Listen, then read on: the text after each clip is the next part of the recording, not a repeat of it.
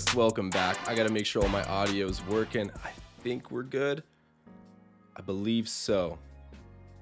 You guys let me know if you can't hear me. The last few I've started off, I actually didn't have my microphone hooked up properly, so you guys let me know in the chat when there's technical difficulties. It's always helped. But guys, what's up? Welcome back. We got the Pelicans tonight. JV back in town. He's been playing like an all-star, but our team is now 19-17, coming off a rally victory our last outing versus the Utah Jazz, who, yes, were very undermanned, but we ended up having a monster second half. Fred VanVleet dropping 24 points in the third quarter. Excuse me for a moment while I make his case to be an all-star. Why isn't the animation working? Here we go. If you vote for me, all of your wildest dreams will come true.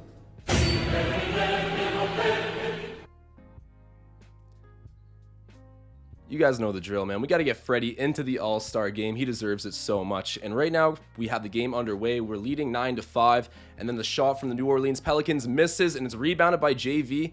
I got to show you guys in the early going of this video as well. I do have a bet. So JV, I need him to go and get 31.5 combined points and rebounds.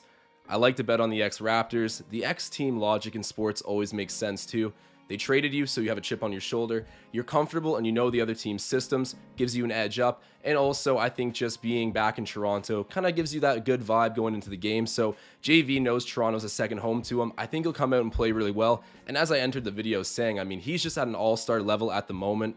And on the topic of centers and the Raptors, Bol is traded today to Detroit for Rodney McGruder, and I believe, what is it, like a pick as well. So they ended up getting Bol. He's going to make a huge difference to Detroit and their young core. A lot of Raptors fans wanted to see Bol. I certainly wasn't opposed to it, but it doesn't seem like he'll be back on the trade market anytime soon. Detroit's got a good one in him. Him and Isaiah Stewart are going to be quite the little front court there. And by little, I mean huge. But there's my bets. I mean, JV's the first one. Gary Trent Jr., myself, Tom Duke, and Ben Z. Both, we were talking over DMs. They were saying they think Gary's going to have a nice night tonight. He's been in a somewhat rut, but I'm starting to see him rebound and come out of it, having some more consistency. Let's see if he can go get 15 points tonight, because that's what I've bet on, and I don't hate that bet either. I'm kind of tailing their bet, but I'm not against it. I don't think it's a bad one, so I got that one in there. And then Fred VanVleet, at least 23 points. I already played the animation, guys. There is no slowing this man down right now. He wants to be an all-star. He certainly deserves it, and the total is plus 600 return on this bet. So let me know, guys. I added in some background music, just like lo-fi. I don't know if it's basketball vibe, but I love lo-fi music. I always put it on as I'm studying, just casually doing whatever, and it's pretty stereotypical of streamers to use it. So let me know what you guys think. And oh my god, is that Fred? Oh my, flames are on for our boy Freddie V, knocking down the three. I think that's his first attempt of the game. I missed the first couple minutes, but hey man, starting off where he left off, hitting shots, and we already got 30 live viewers in here. Make that 40 almost, actually. I'm misreading things. Drop a like spike if you're in here early. Make your presence felt. It's always so appreciated. Fred VanVleet back with the ball for Toronto at the moment. Throws it into the high post. Scottie Barnes has it, guarded by Josh Hart, I believe. Never mind, that's not Josh Hart, but we take the corner three and hit it. Spicy P. Oh my, as much as I'm hyping up VanVleet right now, Pascal Siakam has been doing everything in his way to go out and impact the team and lead.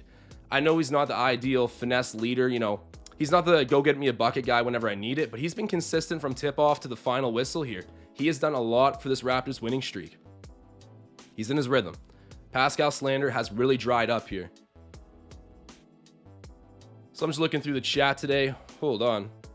People are telling me no Gary Trent Jr. Hold on a moment. Hold on a moment. Is this accurate? I mean, I literally looked up at the screen. I can probably tell in a moment, but yeah, I don't see him. Did not play. Left ankle swelling. Oh, man. Oh, that's tough. So I guess like my whole bet's kind of voided. For anyone who didn't see it a moment ago, I initially placed some money on this parlay, but Gary Trent Jr. is out of the lineup. I think that means the whole parlay just gets returned and I don't end up having any stakes in this game. Man, this was a surprise. I didn't think Gary Trent Jr. was hurt. If anything, I thought Scottie Barnes favoring that right knee. He might not be in tonight, or at least I thought so, but I did not expect Gary Trent Jr. Anyways, he is not in, but I do have another bet that I placed on Betway. Yes, I'm gambling through multiple platforms. Yes, I'm a bit of a gambling degenerate. I know we got some in the chat too. Put down your gambling lines tonight if you haven't already. And let me get this old bet off the screen. That's old news, guys. covering up the chat by accident. So let me open it up. I believe I had Fred VanVleet and Pascal Siakam to score 20 points with Raptors money line, but let me confirm that. I think that's the bet I ended up taking. Let me know whatever bets you guys have as well. I'll be cheering for them. Tom Moreau, I know you're out there.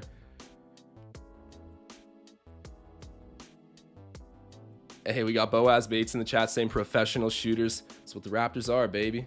Everyone can hit a three. Everyone can play defense. 3-and-D model for the NBA. What can go wrong? Might not have a 7-footer yet, and Bull might be on the Pistons, but I'm not panicked. Just logging in here to my account. Let me see. I believe I remembered it correctly, the bet that I was saying I placed. So Pascal 25, Fred 25, and then a Raptors win. Okay, never mind, actually. I went Raptors win, Fred VanVleet to get 30, and then that pays out. It's plus 300 odds, so around 4 times your investment. Not bad, guys. Not bad at all. Exactly 4 times your investment, actually. So we'll see if that hits. I'll put up the little money animation right now. Get the vibes rolling for anyone else who has some money on this game. It's not playing. What's giving up? There we go. It's raining now. The bets are going in. Let's see how it goes. And of course, I want to see the Raptors get to 20-17 on the season tonight. The Pelicans are struggling. Still no Zion Williamson. He pretty much ate himself into health issues in New Orleans. I don't mean that, but everybody was memeing him saying, oh man, Zion in Louisiana, he is going to be eaten way too good. He was already a heavy prospect for his size. And there was some photos from this offseason. I won't lie, I don't think he was taking professional athlete care of his body, but I don't even know what the injury is related to.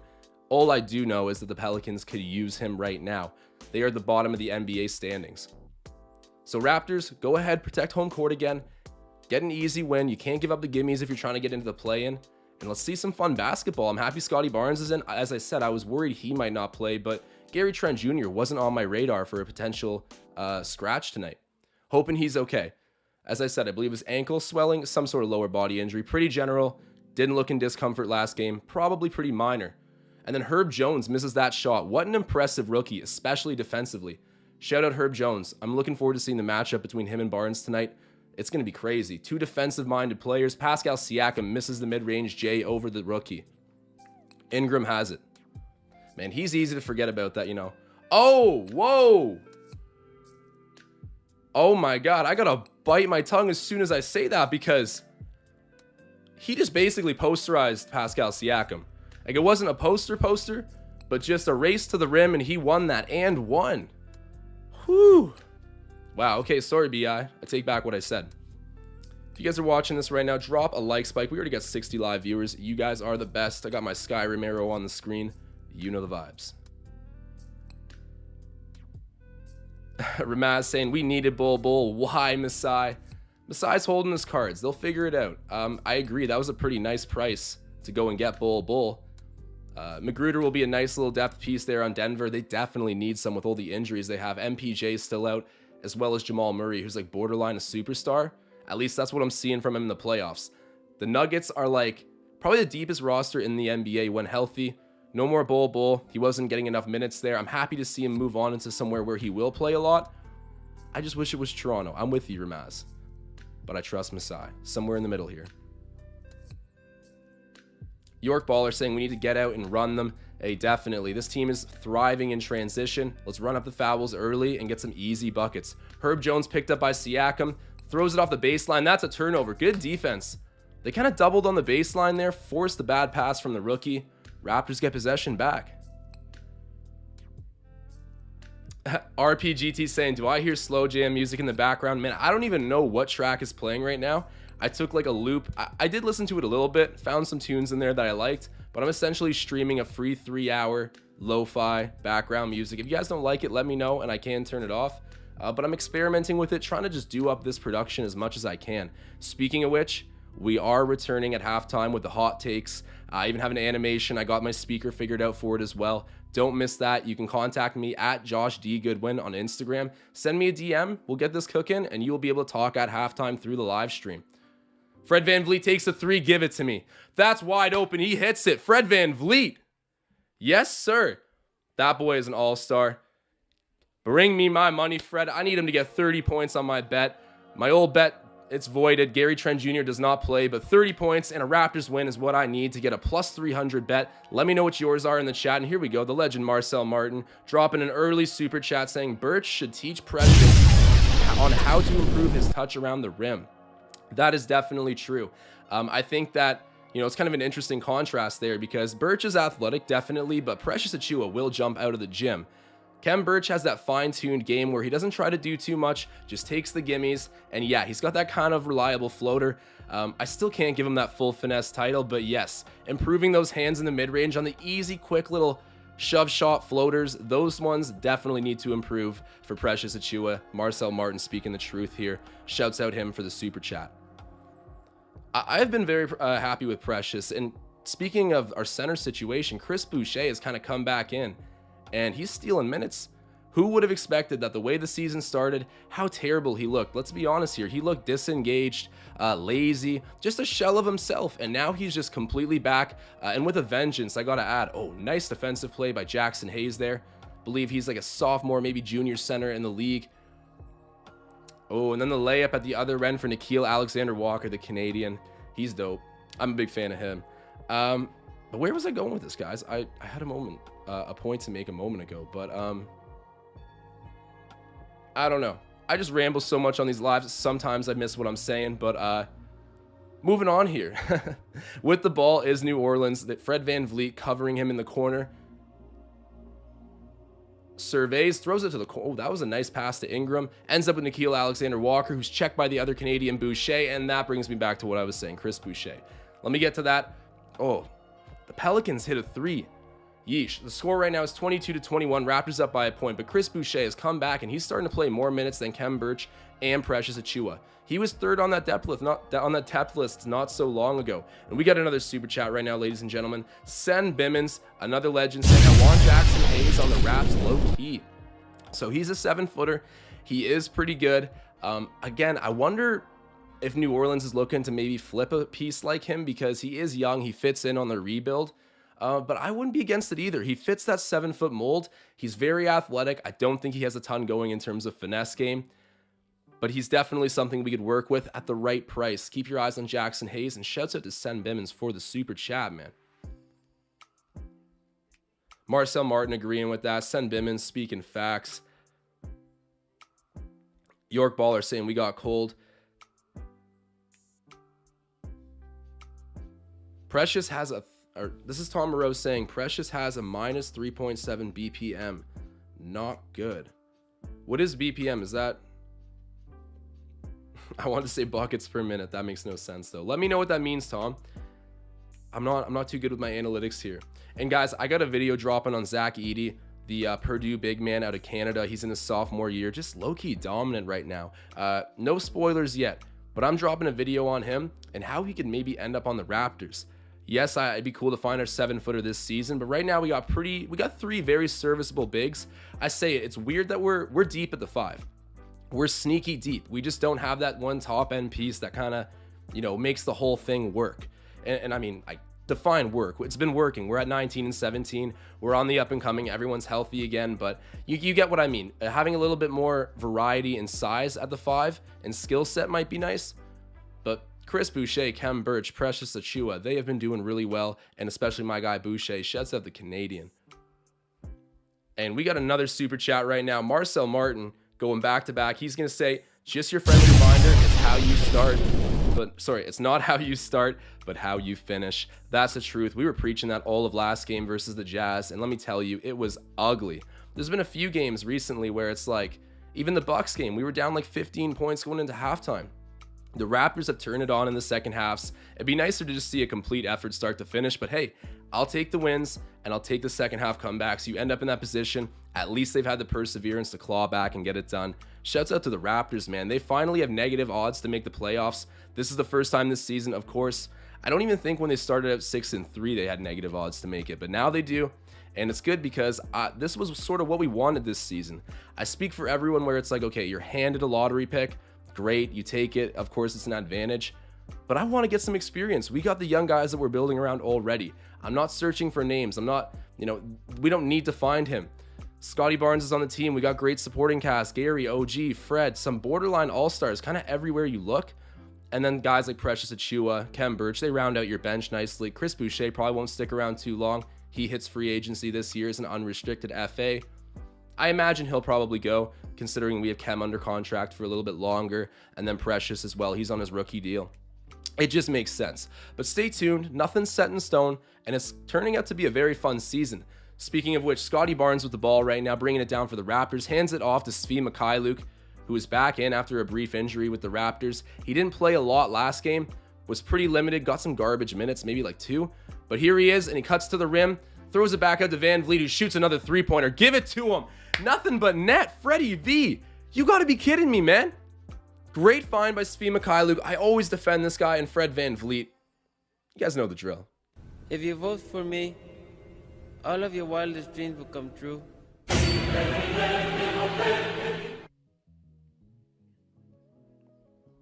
All right, here we are. So Tom Moreau clarifying what he meant with the statistics, the BPM. So Precious Achiuwa has a negative BPM by, I think he said 2.7, and that's the box plus minus. That is the BPM. For reference, Fred VanVleet has a 5.2 and ranks 12th in the league. So Fred VanVleet picking up the slack for Precious Achiuwa in terms of the BPM, but the advanced stats maybe not favoring Precious Achiuwa. We always talk, he's got oven mitts on in the paint. He can't finish from like those mid-range distances. He's got a nice three-pointer for his position, odd enough, and he's very powerful when he gets the open lane, and he's so athletic, the motor's high. The eye test is great with him. The advanced statistics, at least according to Tom, not so much, but let's stay the course with him. Precious Achiuwa gets the offensive rebound. Speak of the devil. To Svi Mikhailiuk, ends up with Fred down to Barnes. We're whipping around the ball right now, and Scottie looks like he might drive on Jackson Hayes. Takes the mid-range instead, and that is good. Oh, Scottie Barnes. As much as I got the flames on right now, the past few buckets for the Raptors have been nothing but net. I really need to get the splashes on the screen, stuff like that. It's smooth right now. Speaking of smooth, where's my animation with the butter? There it is, with the milk, the dairy product. The Raptors are playing smooth. The animation, taste like butter. Smooth. Nothing but net, guys. Shouts out to Scottie Barnes. I think he already has, let me get my scoreboard up here. At least 4 points so far. Yeah, he's got 4 points, 1 assist, no rebounds yet. And VanVleet, man, we're not even done the first quarter, and he's got 13.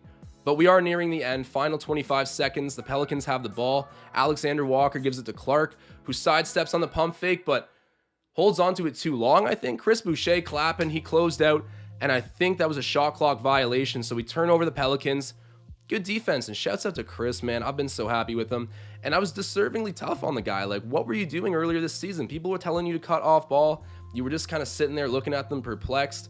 He was out of it. I don't know what's going on in his personal life. I love Chris, but whatever's happened in 2022 or even the span leading up to then, it's been day and night for the guy. Very pleased, very happy for him.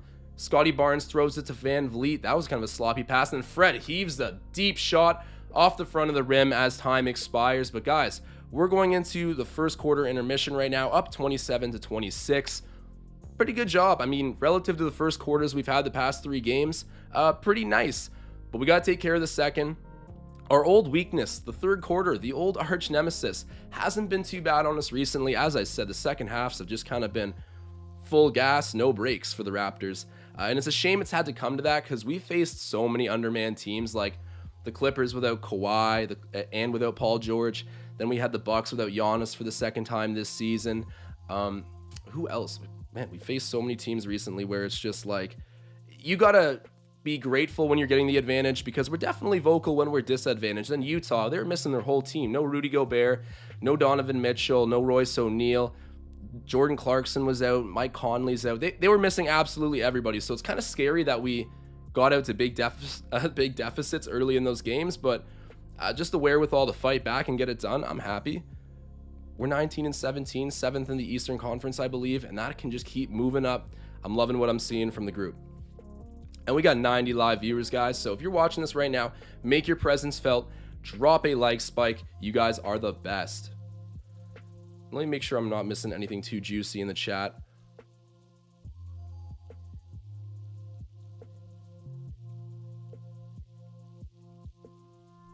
Monty Cristo popping in saying, sup, y'all. Sup, Monty. Happy to have you in here. And then Tom Moreau, kind of with a hot take here. Let me turn on the flames for this. This is kind of an interesting take because I think it might be correct, but hot take. He's saying Yes, Scottie Barnes going to score more with Trent out. Sorry, I thought you said the Raptors are going to score more with Trent out. Yes, I think you're right on that. It's just one less mouth to feed, and Scottie Barnes, I wouldn't say he's reluctant to shoot. He's a playmaker first, and he's very humble. He doesn't want to play outside of his game, and I'm sure Nick Nurse is bringing him up the right way, making him earn his stripes.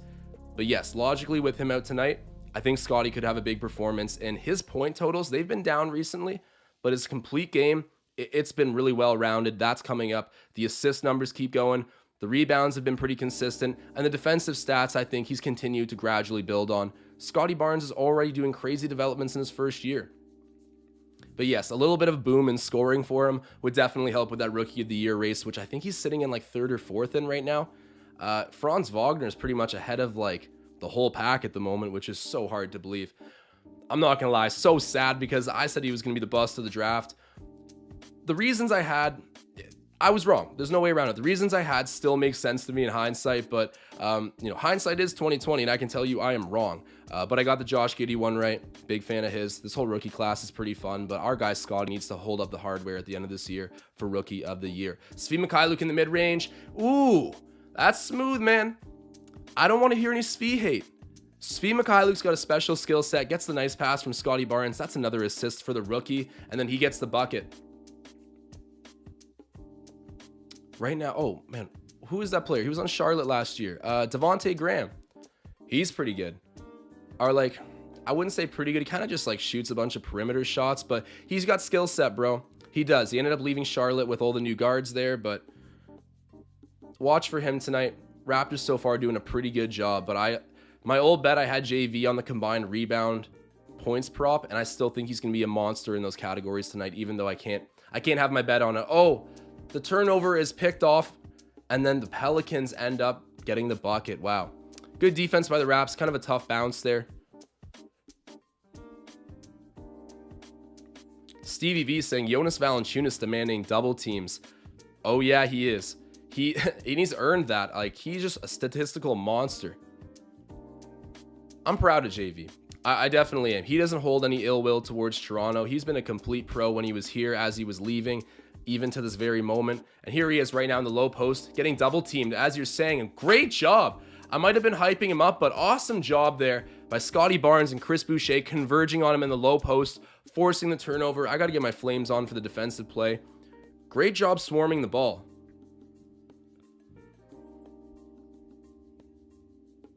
We got Saru popping into the chat right now saying, what's up, what's good? Raptors are up right now. We're up 29-28, trying to make it a 20-17 record. That's what's going on right now, but happy to have you in the chat. Stick around for a little bit. It should be a fun game. Svi Mykhailiuk covered by Graham.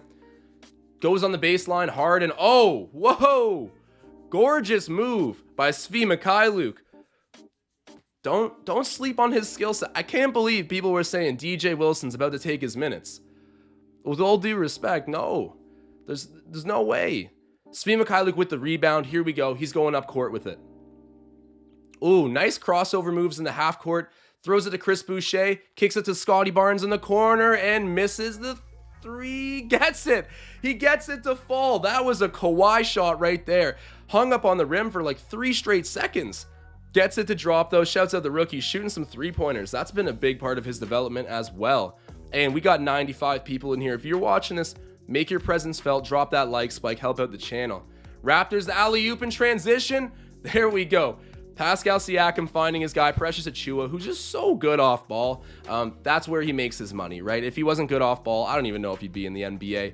He's got a crazy motor, gets the easy 2 for the Raps, and Pascal Siakam's been racking up the assists recently. I have very little criticism of Siakam's game as of late. 36-28, the current lead for Toronto, with just under 10 minutes left until halftime.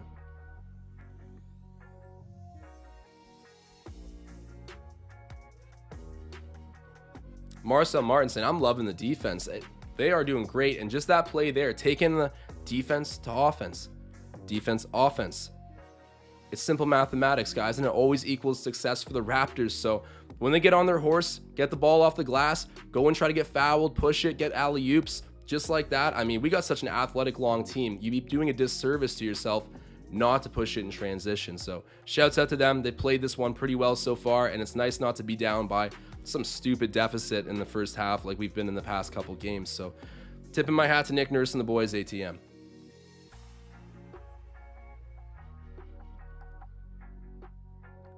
Mike Kamina pointing out we haven't been healthy all season as well. I might be missing some of the context on this comment, but that's just the truth, right? We started off 6-3 even without some of our guys, and I don't want to keep going back to the start because we didn't have like a terrible schedule right out of the gate.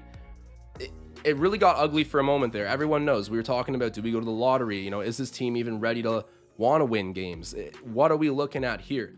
And the truth is, yeah, we're a competitive group. It took a while to get everybody back into the lineup, as Mike Kamina is saying, but it doesn't make sense with our level of depth to not be getting more wins. At that one point, I was just so puzzled. I understand having that 7-footer on the team does make a big difference, but at points I'm like, man, come on. Even without a 7-footer, you guys are such a deep group. We're young, of course, but we have so many guys, like I said earlier, who are at that borderline all-star level. Put Gary Trent Jr. in that mix too. I mean, we traded Norman Powell, who was at that all-star level, to get him back. So I think that says something about how confident Masai Ujiri is in Gary Trent Jr. Not in the lineup tonight, but you guys get it, man. We are deeper than our record was showing for a while, and I'm happy we're on the road to recovery.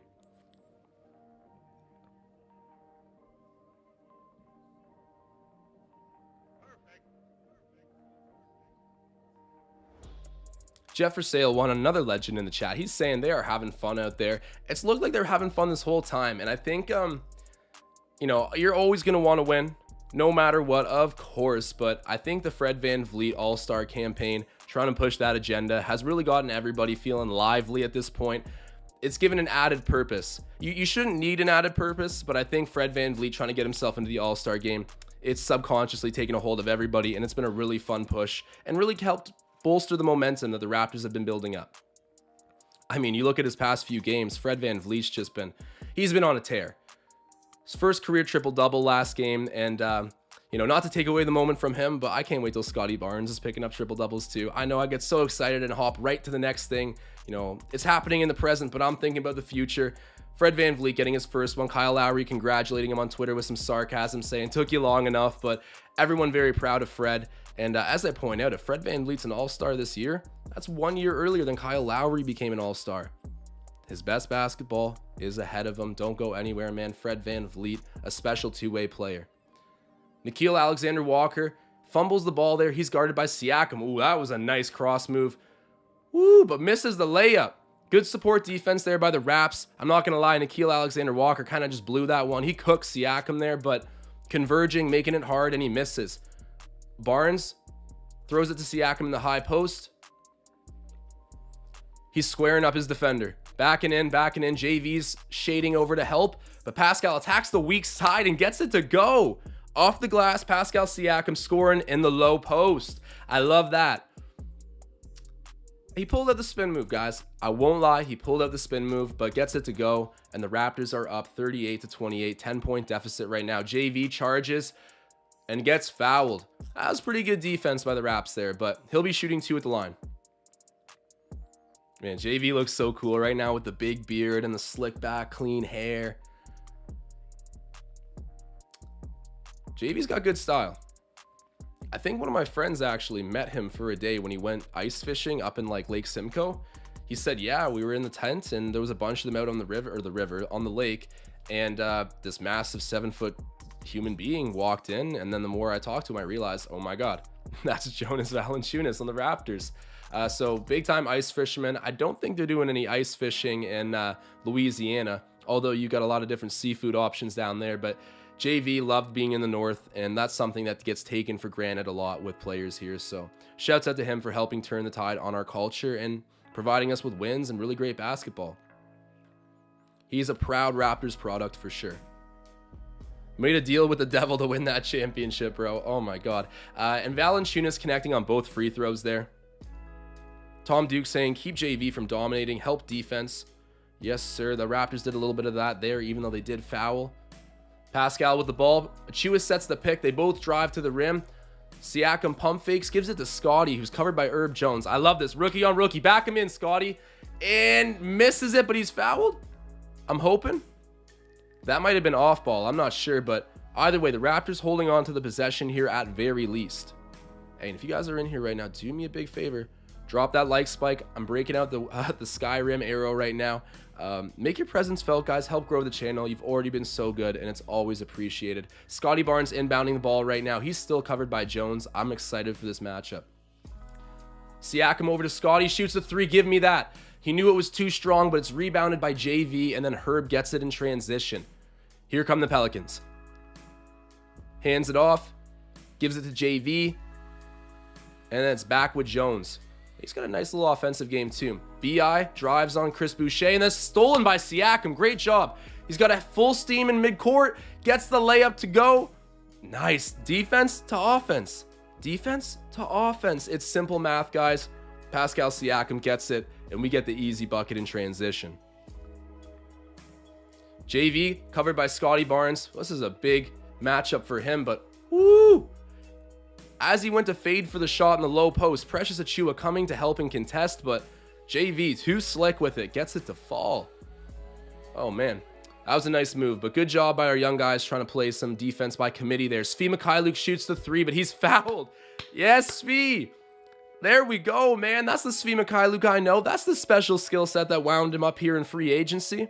That's why contenders wanted him, guys.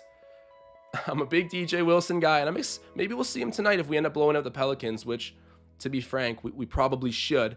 And if that happens, we'll get to see DJ Wilson, but Wilson is not playing over Boucher or Svi Mikhailiuk, in my opinion.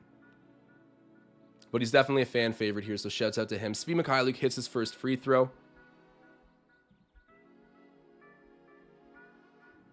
Tom Duke saying, Spinny P is one of my favorite versions of Pascal. You're right, and it is mine too. It's probably the most effective version of Pascal, which is why he's such an ideal second or third scoring option, because when you need a bucket, I don't really trust needing to break down the defense and spin around. You know, essentially you're relying on deking somebody into being out of position. You're trying to bait them out of position with the spins. I like a guy like Kawhi who can just levitate and shoot right above you. Does every team have that? No. Does every team win a championship? No. Because, you know, there's only so many of those guys in the league, and it's lucky to end up with one of them. I hope Scottie Barnes can be one day, and that'll let Pascal Siakam just comfortably go back to being Spinny P and doing the game the natural way that's worked for him. But I gotta admit, he's improved a lot in terms of finesse. That spot-up shot's a lot nicer. His floater's improved certainly too. His playmaking is at like an all-time high.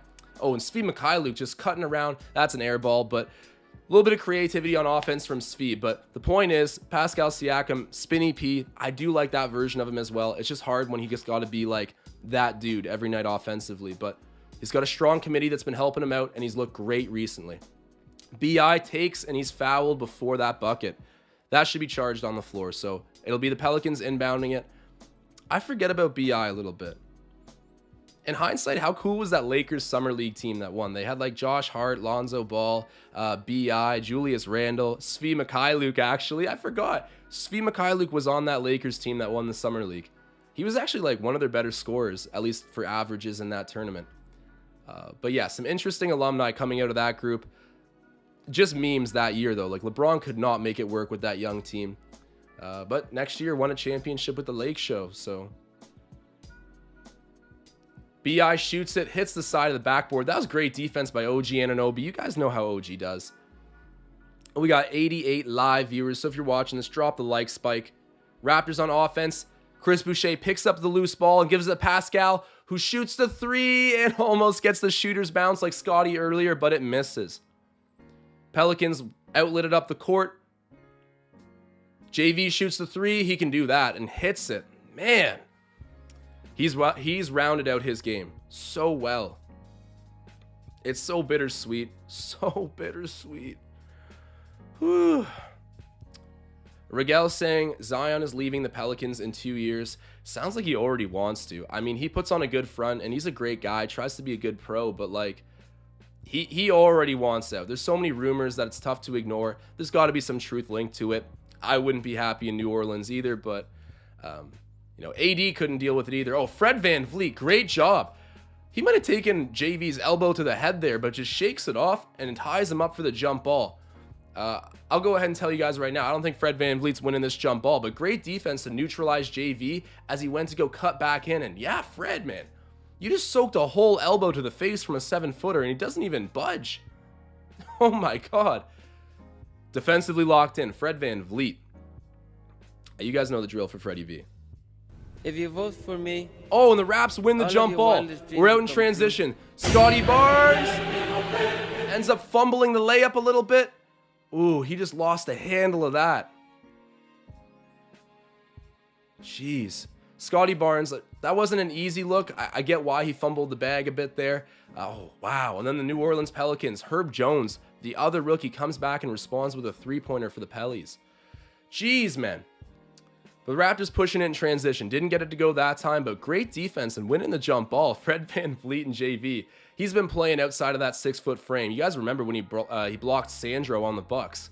I was going nuts. And then OG just tips the ball, but it ends up with Ingram.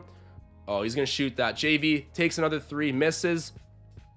That three-pointer for him was right on line, just not enough arc. He is so improved. And then the Raptors, I believe a moving pick, Khem Birch. He's arguing, but it's not going to work. Pelicans get the ball back, and he's kind of arguing with the other player. Is that Garrett Temple? But yeah, him and Temple kind of disagreeing there on that call, but regardless what the refs called stands, it will be Pelicans ball, and JV's checking out for a moment here. He's been busy in the first half. BI brings it up. Stevie V saying Herbert Jones looking good. He really is, man. I didn't know much about him. I'm pretty ear to the ground for the draft, but I didn't do my homework on Herb Jones. I believe he played, was at University of Alabama. I mean, he was a great prospect. I just didn't know much about him. And speak of the devil, there he is. Getting a layup to go in the lane. Over defense, too. That was impressive. Our rookie has it now. Scottie Barnes. He's working in the high post on Temple. Shoots over him, just misses, and it's rebounded by Khem Birch. Good job, and stolen away by Temple right after. Jeez.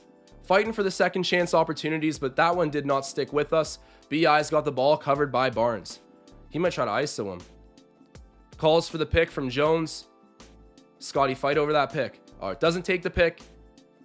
Almost fouls, and then Graham shoots the three, misses the three.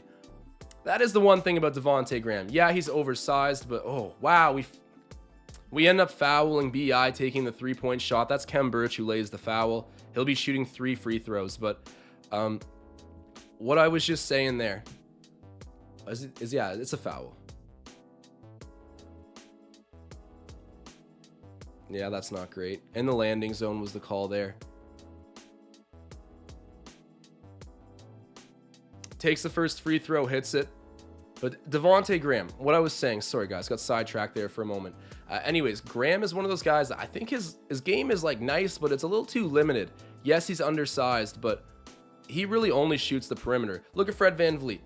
We know that he's improved going to the paint and the crafty scoring over bigs, all that stuff. It's worked out a lot better for him, but a guy like Devontae Graham, if he wants to be effective, yes, the three-point is there just like Fred VanVleet, but I don't see enough penetration from him for a guard.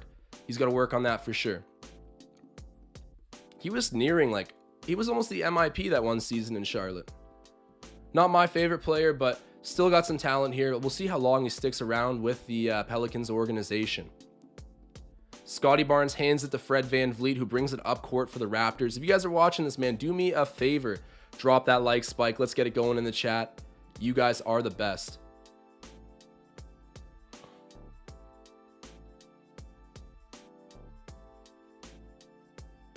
Got to look back in the chat here and make sure I didn't miss anything too crazy. As I say, that's the nice thing. This chat keeps getting more and more popular. I mean, the live stream in general, we've had such great viewership, which first and foremost, I want to thank you guys for. But I do tend to, just with all the comments coming in, sometimes get a little bit disconnected with everything being said. But all the super chats, all that stuff, I will always get to. So do not worry about that.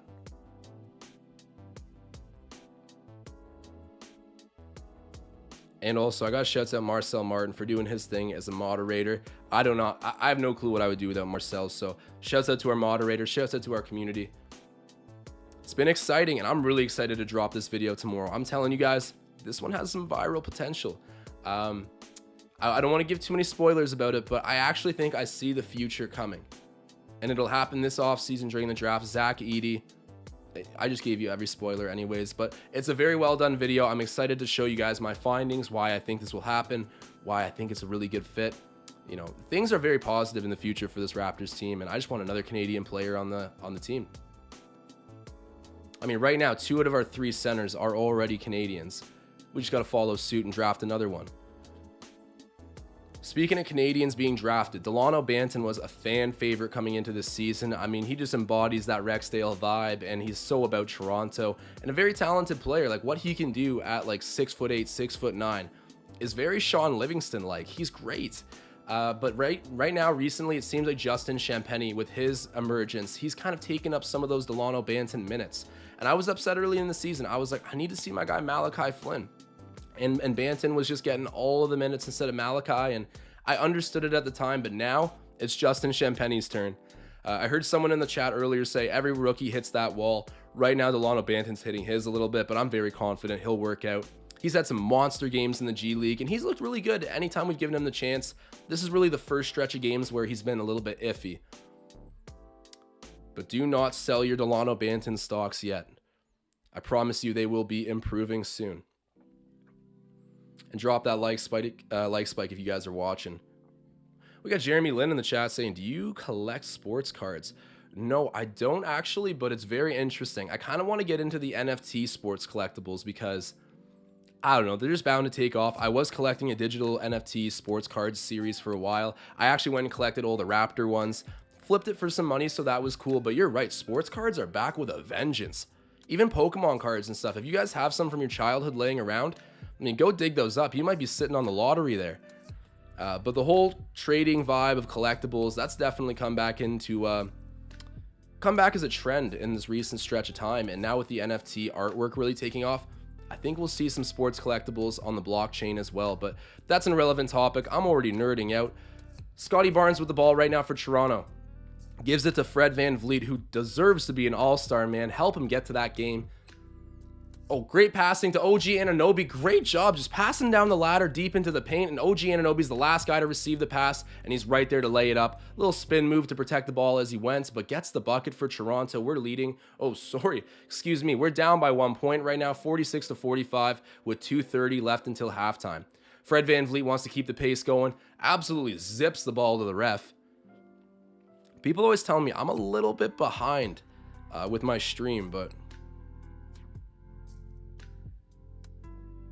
Marcel Martin saying the Bald Mamba going for a quadruple single, and shouts out the Bald Mamba, our GOAT.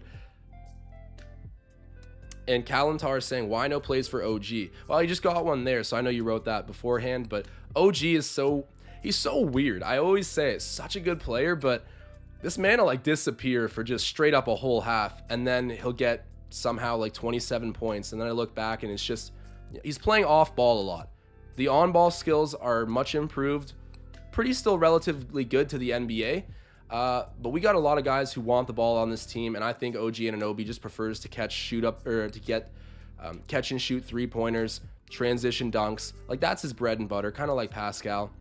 That's why I'm so excited that we drafted another natural ball handler in Scottie Barnes, who can help kind of split those duties with not with Pascal, but with Fred and others. Now, Pascal's actually kind of turned into a point forward, I gotta say. There we go. Fred VanVleet's going to cook Devontae Graham. There we go. In the lane. Doesn't get it to go, but he's fouled. Good job, Freddie. As he's on his way to the free throw stripe here, you guys already know I had the Fred VanVleet bet on tonight, so let's make it rain. Bring me my money, Freddie V.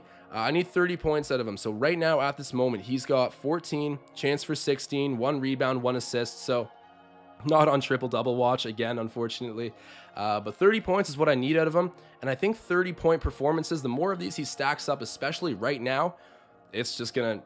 I don't need to tell you guys. It's common logic. This will help him get into the All-Star game. I think at this point, he actually has a pretty good chance to beat out LaMelo Ball. And I know I sound surprised saying that, and it's like, whoa, but Fred's like a vet. LaMelo's a second-year player. Like, why is that surprising? Guys, let's be real here. LaMelo Ball is like... I don't think he has GOAT potential by any means, but he he might screw around and end up like a top 5 player in the league one day. So it's very impressive that Fred VanVleet is still, in my opinion, pulling ahead of him in terms of where All-Stars should be viewed in the Eastern Conference this year. But who knows? It's on our job. It's our job as fans to help vote and get him in there and let the media do the rest. But they can't miss this one. And he's also better than Darius Garland. I don't want to hear any of that. There we go. Scottie Barnes shoots the 3, just misses, and his rebound is grabbed by Jackson Hayes. People in the chat earlier saying, I kind of like Jackson Hayes. Rebounded by Precious Achiuwa off of the Pelicans miss. Fred VanVleet gets it up court. Dribbling around in the key. He's looking, surveying. Gives it to Siakam. Charges on Temple. Throws it into the low post to Precious Achiuwa. The Raps are sharing the ball. Hands it off to Fred. The alley-oop. Not quite. That was a little bit offline. We have 4 seconds to shoot. Fred with the 3. Just misses, and Scottie Barnes crashing the glass. Unfortunately, kind of bodies Herb Jones there. Does not get the board. Pelicans will secure it, but great physicality on the second chance opportunities. I love the tenaciousness.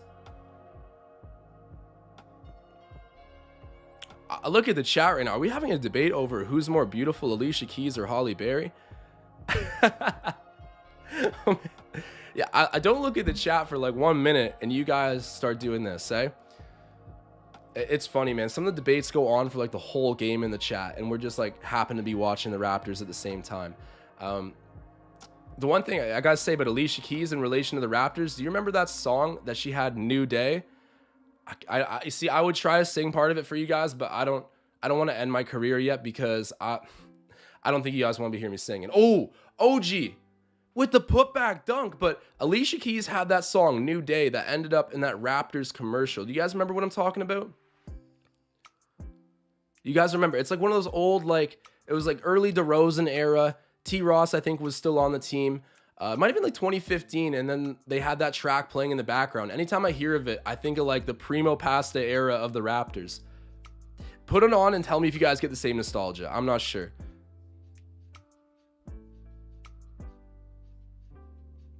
Mike Chaffee saying another unimpressive half. We end up with a score right now. We're only up by 1, 49-48. We've been playing well defensively, but not scoring as many buckets ideally as we want to. The second half, I mean, we've been rolling right now. If recent past is any indication of what might happen tonight, then I think we're going to go and steamroll them in the second half. But guys, you know what time it is, man. It is time for the hot takes segment. So before I get underway with that, I got to pause the video quickly so I can get the other device that I'm going to be using. My speaker's all messed up. And then I got to say, we have a couple people in line tonight, but Marcel Martin, I'm going to get into the tradition of kicking it off with him. He's just so consistent, loyal, and he's electric over the phone, man. We got to hear this guy on our airwaves. So give me 1 second. I will be back and then starting up the hot takes segment in just a moment.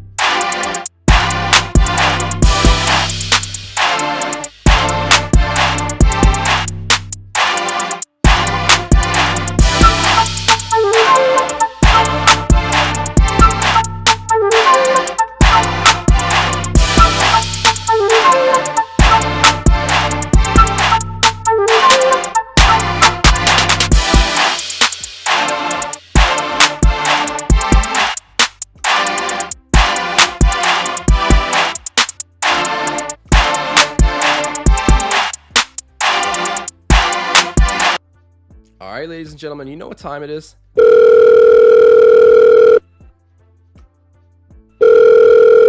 the hot takes going down right now. I'm going to call Marcel.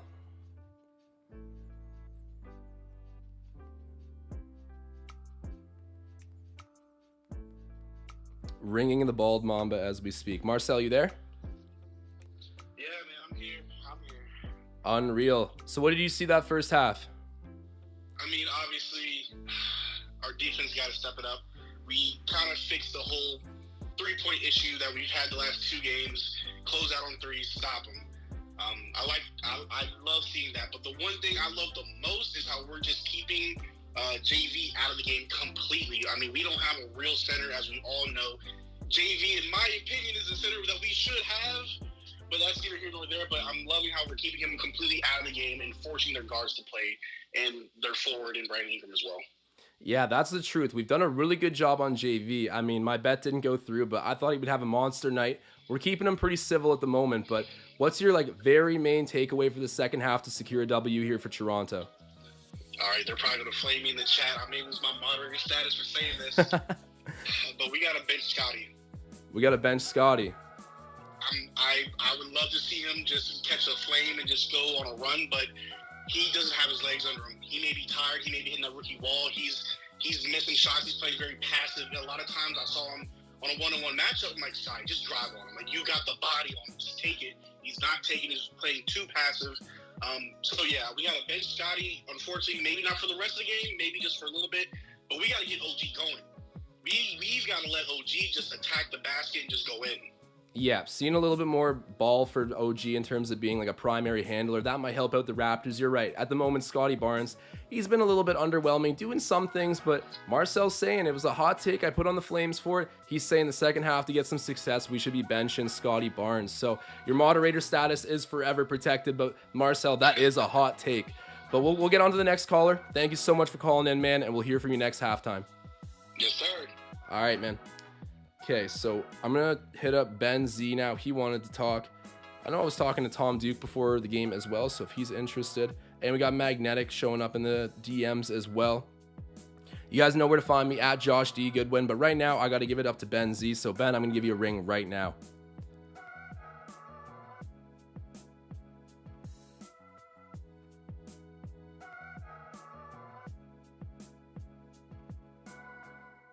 Just ringing him up. Let's see if he answers. And while we're waiting, drop a like, Spike. What up, Josh? What's happening? Hey, man. How you doing? Not too bad. Yourself? Not bad at all. Just taking in the Raps game right now. So what did you see in that first half that really stood out to you? Man, Marcel was saying it's the defense around the perimeter, man. The threes.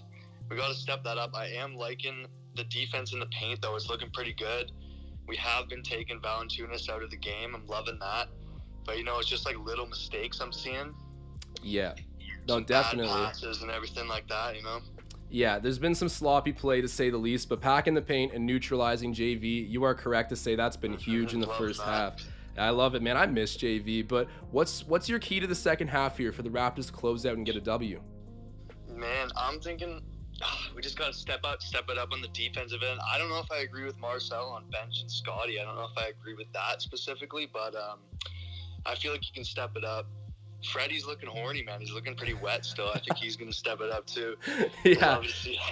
Yeah, he's looking forward to that All-Star nod if he can get it, man. Mouth salivating thinking about All-Star weekend. But bro, I appreciate it so much. I got to say I can't quite agree with Marcel's opinion on benching Scottie either, but hey, I respect it. We'll see how the second half goes. But anyways, man, absolutely. Thank you so much for calling in. Your bet should still be good. It would just void the one leg of your bet.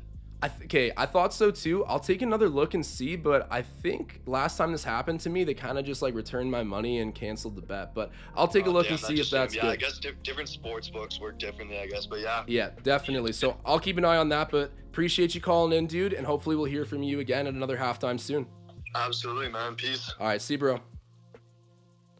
Awesome. So there we go. Ben, Marcel giving me their opinions. Let me play the oh, that's wrong animation. The hot takes animation again.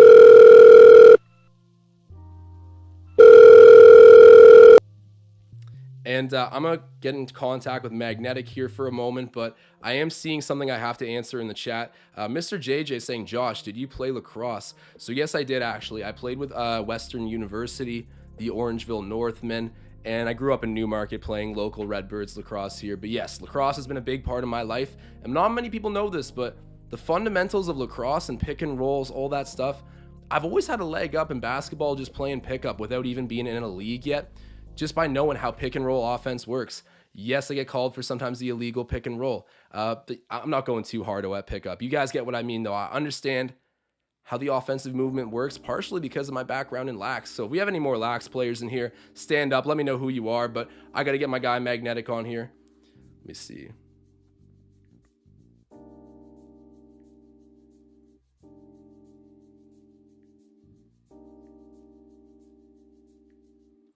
Okay, I'm ringing Magnetic right now.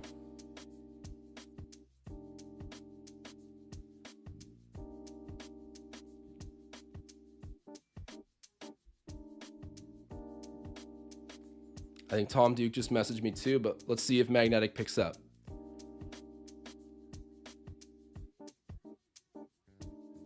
And shouts out Jeremy Lin for dropping the like. Always appreciated. Magnetic, who's home? Let me know if it's not coming through for some reason, Magnetic, if you're hearing me.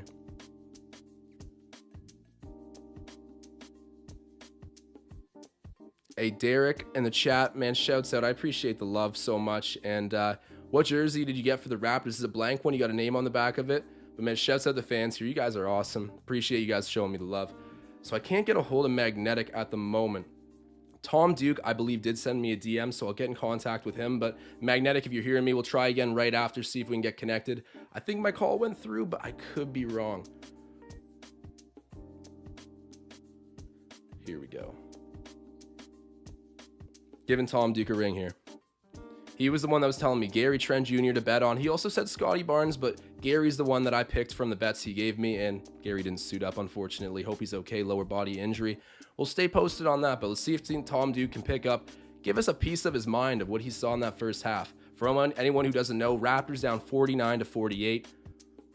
Good defensive half, pack the paint, all that stuff. And you guys have already heard the whole spiel. I'm worried that... Okay, Magnetic saying didn't work again. Huh. Interesting. Okay, maybe I'm having some issues at the moment. Magnetic, send me your phone number and I'll give you a call that way.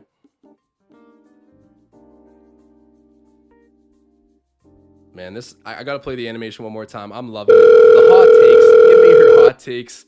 I'll get in contact with everyone soon. Okay, let me see if this works. All right, I'm ringing back Magnetic. I can finally hear it, so hopefully it gets an answer. Hey, Magnetic, you there? Yeah. Hey, man, how's it going? Not too bad. Not too bad, Josh. Thanks for calling. Of course, dude. What did you see in that first half? What are your thoughts? We got to block out Graham and Ingram big time. They're like the two lights out players. And we went that run where we didn't get a point for like 4 minutes was awful. Like they were just looking sloppy. OG, I agree. OG needs the ball in his hand a bit more this game. Damn. Okay, that seems to be the big consensus for most of our call-ins right now. Is that he's looking really good. Yeah, people want to see more ball. Off, but... All right, yeah. You know, Scottie has been a little bit off. So are you saying your second half key as well? You just got to get it in OG Anunoby's hands, essentially. I wish Nurse would play Champagny, but I don't think he's going to run anyone more than eight tonight. No, that's actually a really good point. I was kind of wondering where Justin Champagny is as well, because Stevie V said it. I think in the chat, I agree with Stevie. Shouts out to Stevie. So yeah, we'll see if we end up with any Justin Champagny appearances in the second half. But everyone's saying we got to get it to OG. Man, thank you so much for calling in, Magnetic. You got any more things you want to say to the people before you sign off? I guess shout out to Klay Thompson and coming back finally. That is true. Yeah, I don't know. Let's close this out. See if we can block out JV and just, finish strong second half. Yes, sir. And man, shouting out the legend coming back tonight, Klay Thompson. I'm excited to see it too. Every basketball fan is. But thank you, Magnetic, for calling in. And I'm going to get a hold of Tom Duke right now to give his 2 cents. All right, thanks, brother. All right, talk to you later. Loving the call-ins right now. So I'm going to get a hold of Tom Duke, see what he's got to say about the game. The listeners group saying this is very 80s. Yeah, it is, man. This is kind of a bootleg production here, but we're making it work. As long as you guys can hear everyone coming through, then we're golden. Maybe at some point I'll find some more professional way to orchestrate this, but for the time being, hopefully this checks out. Okay, so I'm going to give Tom Duke a call here.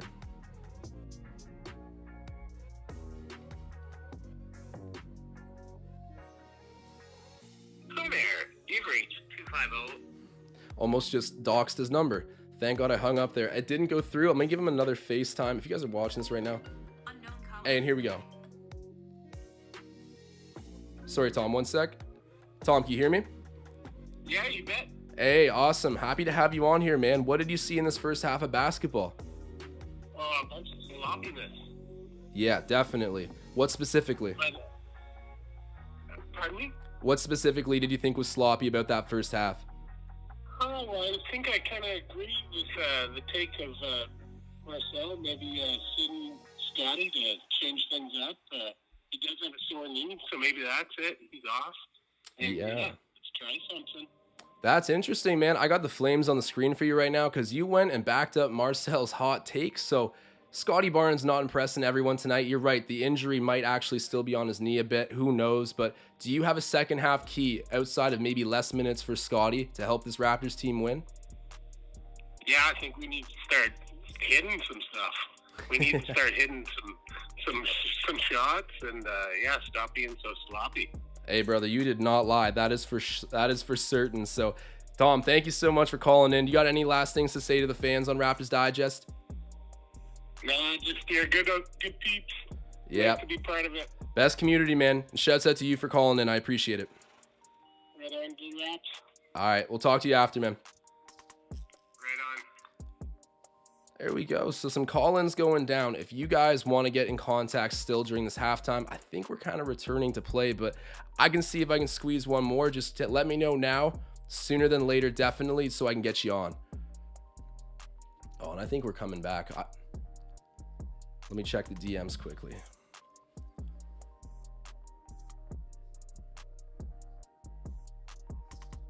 All right, I think for the most part, that might just conclude it. But guys, at Josh D. Goodwin, I'm going to say it one more time. At Josh D. Goodwin. That is my Instagram. I'm on public. You guys can send me a DM just requesting to be on at halftime. Even if you're seeing this later on, send me one during the week or whatever, and I'll remember to hit you up at half. And right after Marcel, opens it up, we got to give Marcel his minute, and then you guys can come on, give me your takes as well. And it's been a lot of fun, but I got to play this animation one more time. It's hot takes. You guys know the halftime segment, and we are returning to play here at Scotiabank Center. So thank you guys for everyone who participated. It's been a lot of fun. Marcel Martin saying Tom Duke with the gospel too. He's singing that good gospel. It is Sunday. What else would we be singing? Kem Birch right now. He's got the ball. Looking to give it to an entry pass, cannot. Hands it off to Fred VanVleet. Oh, geez, they did not want Kem shooting that. And beautiful. Oh, just as I kind of give him a bit of a jab saying he didn't want to shoot there, Kem Birch goes off the dribble and one layup. There we go. I thought he was going to hang up there and get the dunk, but either way, gets the bucket and the harm. Herb Jones, I believe, picking up the personal foul. But hey, shouts out to the Canadian Kem Birch. That's a nice play right there. Chance for the three-point play. And we got Marcel Martin dropping a super chat, doing what he does.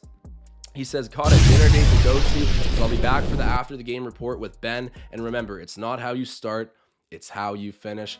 Beautiful concluding remarks by our guy, Marcel Martin. And if you guys are watching this right now, as he's saying, don't miss out on the post-game interview, or post-game review, I should say, with Ben and Riker. It's just good old Raptors Digest content. It's the reason that we're all really at this channel in the first place. So that's the great shot. Oh my God, I almost swore. That's the great stuff. Go and check that out. And shouts out to Marcel Martin. That's my guy. Dropping a super chat.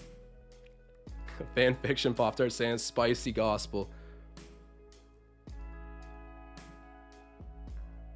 And then Tom Moreau saying, honestly, it has got to be hard to play in front of nobody. Definitely a different weird vibe. Maybe some nights it helps, but other nights I don't know. I mean, but at very least weird, different. The Toronto crowd's one of the best in the NBA. Scotiabank's got that kind of respect league wide, so you know that these players get jacked up when our fans are cheering. We got Ola Canada behind this team. It will be nice to eventually get bodies back into the arena supporting this team. It'll be at that pivotal time for playoffs where everything should be definitely settled down. I mean, way before then, but just saying, the real best basketball we will have a full crowd for. We missed that shot. OG Anunoby getting the ball, but misses that. And then it's rebounded by JV. He's got it on offense and gives it back to Devontae Graham. Got to control the perimeter shots. Fires it down as I'm saying that. Garrett Temple open in the corner, but he misses, and it's rebounded by Kem Birch. Hands the ball to Scottie. Those are some fiery takes, man. I don't know about Scottie Barnes not getting many second half minutes. Like, I think he's played okay. Nothing special, but okay. Pascal Siakam backing in on BI. Goes up. Ooh, that should have been a foul, I thought, but no whistle. No complaints from Siakam either. The Pelicans bring the ball back up onto offense. Find Temple for the pump fake in the corner. Feeds it to JV, cutting, and wow. Gorgeous sharing the ball from the Pelicans, and JV just so strong and long. Gets that bucket easily. Stevie V saying Valancuinas gobbling up rebounds. Unstoppable. Fire emoji, fire emoji, fire emoji. I had that bet on him. I don't think it went through. As Ben Z said to me on the phone, go and see. They might have kept it there, just minus that prop. Maybe. We'll stay tuned and see. But at very least, I know for certain I have Fred VanVleet needing 30 points along with a Raptors W. Speaking of the devil, he shoots a 3 and he gets it, man. Nothing but net. Oh my God. He's just too good. He is too good. He just went like that. He went like that. Like, you know, you're going to leave me uncovered? Guard me, or else I'm going to do that. JV, ooh, beautiful entry pass. And then that was just elegant by Valancuinas, laying it up kind of a reverse with his back to the rim. He is a wizard in the paint offensively. Hey, and shouts out to Sen Bimmons. He's dropping a super chat. Fred Van Horney is the super chat, so shouts out to Sen Bimmons. Man, I tried my hardest to keep it PG on here, Sen Bimmons, but if you're dropping super chats, you know I gotta read it out, man. Shouts out to you. Appreciate you showing love.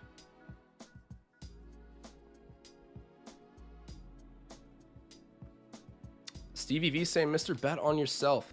Stephen JJ McNeil also saying, the canned audience sounds have no effect on players. I wish they would just install more courtside mics to give us a more authentic and unique NBA experience. Interesting.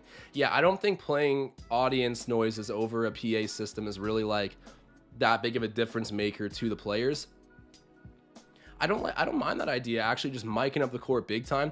Maybe there's some sort of legal liability there where it's like, we don't know what they're saying and we can't just have uncensored content on the airwaves.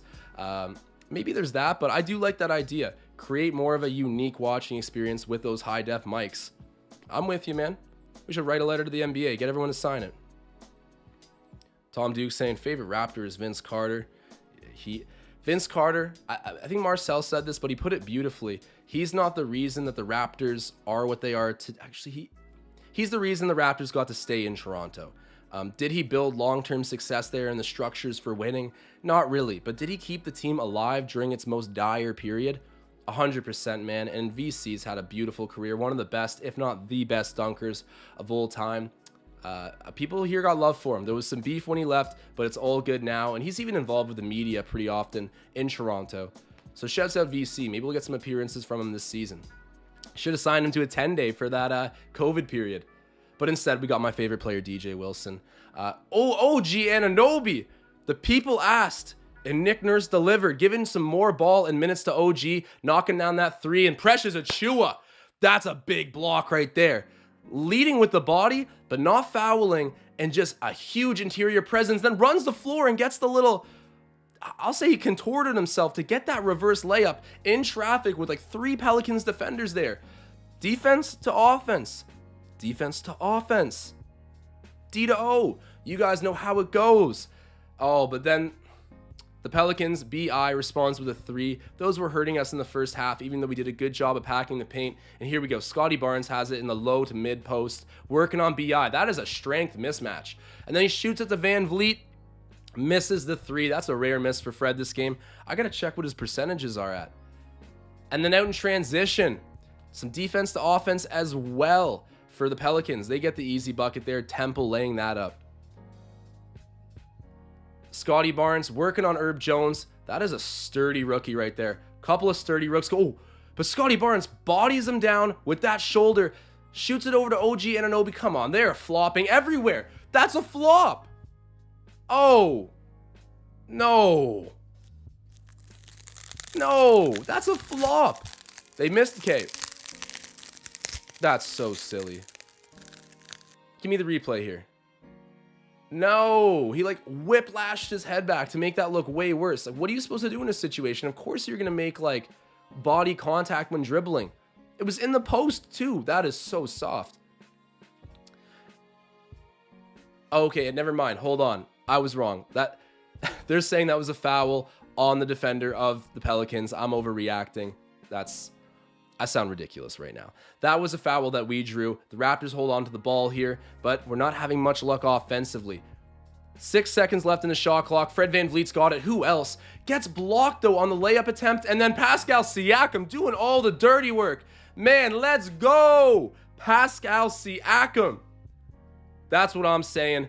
The missed shot of VanVleet, or sorry, I should say the blocked shot. Jackson Hayes making a really good defensive stop. And then Siakam there, just reliable, following his scorer. The cleanup, man.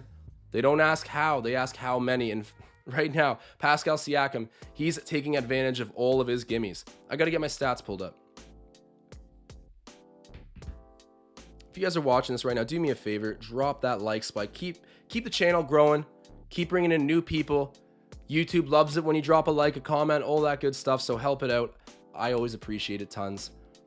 And Devontae Graham coming up the court right now after the free throw made for the Raptors.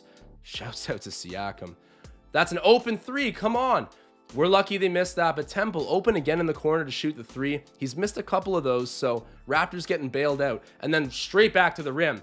I don't care if he got blocked the first time. Fred VanVleet challenges him to do it again, and he can't. Gets the bucket over Jackson Hayes. And then the three for the Pelicans, an answer right away.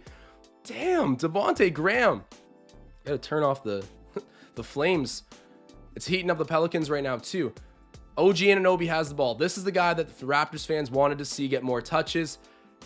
Gets it out to Siakam with a pretty crazy looking play. And then Siakam, oh my God, hits the three. That's what we needed. Raptors up 68-63, 5-point lead. And Pascal Siakam just kind of putting the team on his back at the moment. And as much as the Pelicans are answering, I mean, we're outscoring them at the moment. That was a pretty low scoring half. I think the floodgates are open for the second.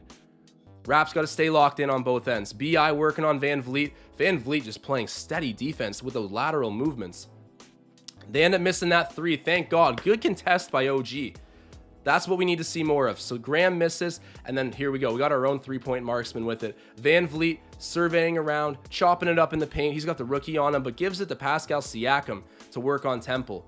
Him and Temple have been kind of a feisty matchup tonight, and Scottie Barnes has it around the free throw line. Ooh, nice pass down to Pascal, but then, okay, good job. That was a late call. I think the Pelicans might be a little bit choked up about that, but I'm not going to say anything. Pascal gets fouled on his way to the rack. Guys, give me 1 second. I just need to put a device back downstairs.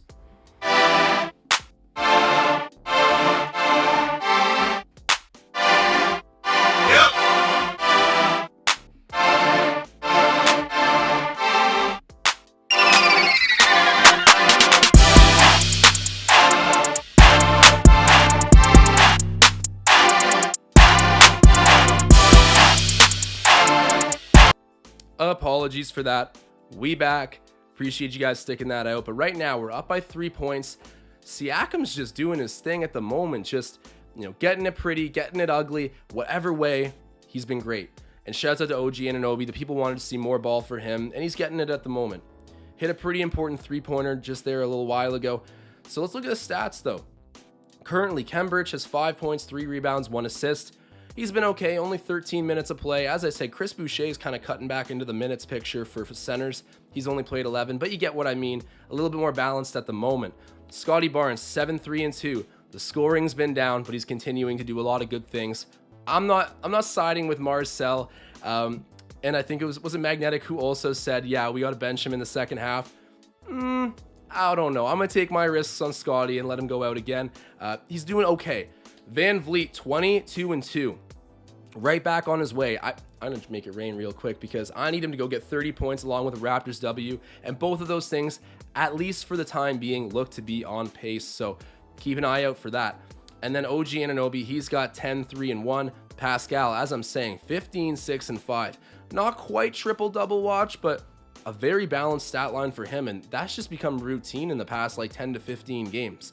He's a big part of why we're 19-17, hopefully going on 20-17. We're creeping back into that playoff picture, guys. I think winning basketball in Toronto, knock on wood, is coming back. And Svi Mikhailuk actually came in 7 minutes, got 7 points, 1 rebound, 1 assist. He was 2 of 3 from the field goal, from the floor. 3 of 3 from the free throw line. No defensive stats, but no turnovers. Very happy with Svi Mikhailuk. He was looking smooth. He was injured not last game, but the game before. And Nick Nurse, I guess, having a gut feeling, maybe saw him heat up in practice. He wanted to give him some early minutes. Svi played last night, I think, not last night, but last game in sort of garbage time. Getting some important run early in this one. I haven't seen him since, but shouts out my guy. I'm even going to put the fire on for him. I defend him a lot. Svi Mikhailuk's a special talent. Raptors can't take him for granted. Happy he's playing well. And then Boucher actually doesn't have any points tonight, but he's got 2 rebounds, 1 assist, 2 steals as well. He's got 1 turnover. It's playing all right. Chat getting fired up for this second half. Tom Duke says, Spicy, please take over. Please. In Spicy, we trust. Just scrolling through the chat right now, making sure I haven't missed anything too important and juicy here. Think we are good. The last super chat we had was Sen Bimmons saying Fred Van Horny, and that's what it's been tonight.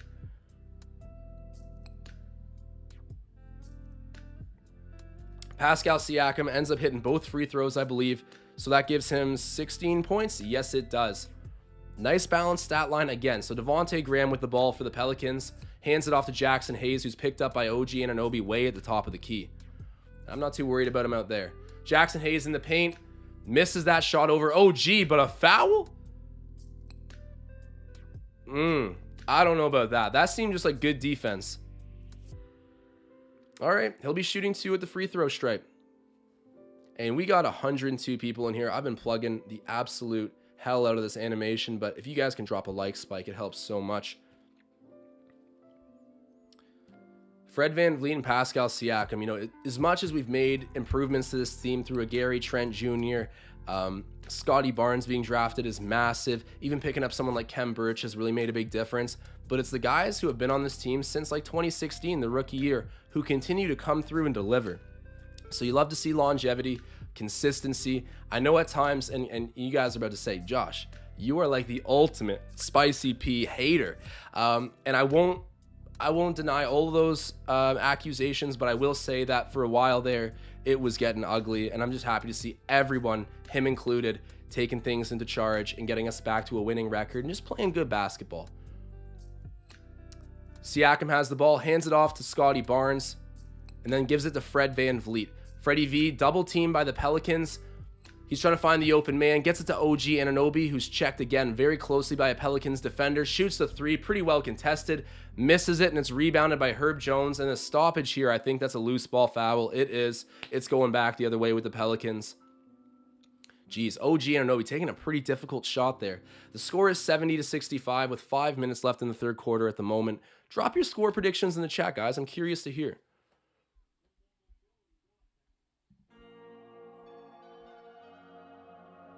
Marcel Martin saying, we need to pick up Taco. I saw a lot of people mentioning that in the comments. Did he just get waived by the Cavaliers?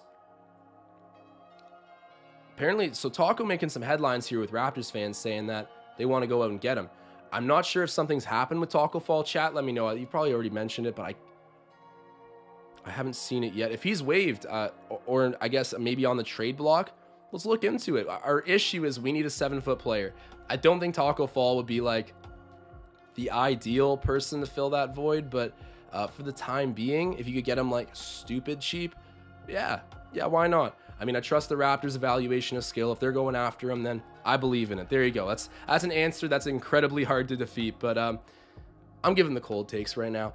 But speaking of hot takes, we got another super chat being dropped. It's by my guy Sen Bimmons. He's saying Scottie Barnes used to drop buckets until he took an arrow to the knee. Okay, Sen Bimmons has got the jokes tonight. I'll put on the arrow emote or the arrow animation as well. But Sen Bimmons pointing out that Scottie Barnes did in fact take an arrow to the knee, and it's messed up his scoring prowess a little bit. He's actually, as I'm saying that, he kind of looked like he was limping a bit. But Hoopers also kind of walk with that funny toe in, especially when they're coming in and out of the gym. You know what I mean? That kind of sloppy walk around, like. Maybe it's because they're big and clumsy, but you guys know what I'm talking about. But Sen Bimmons, shouts out to you for dropping the super chat. Hopefully Scottie heals up. Hoping he's not even like really that injured and he can just come back and impact. But he's been a little bit off tonight, and some people saying it's because of that slight knee tweak.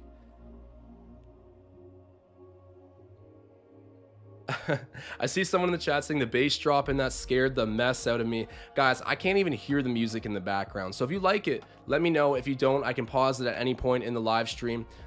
Ooh. Fred VanVleet finding his guy, Precious Achiuwa. Flames are on for that. Big time alley-oop. But then, wow, the Pelicans respond at the other end.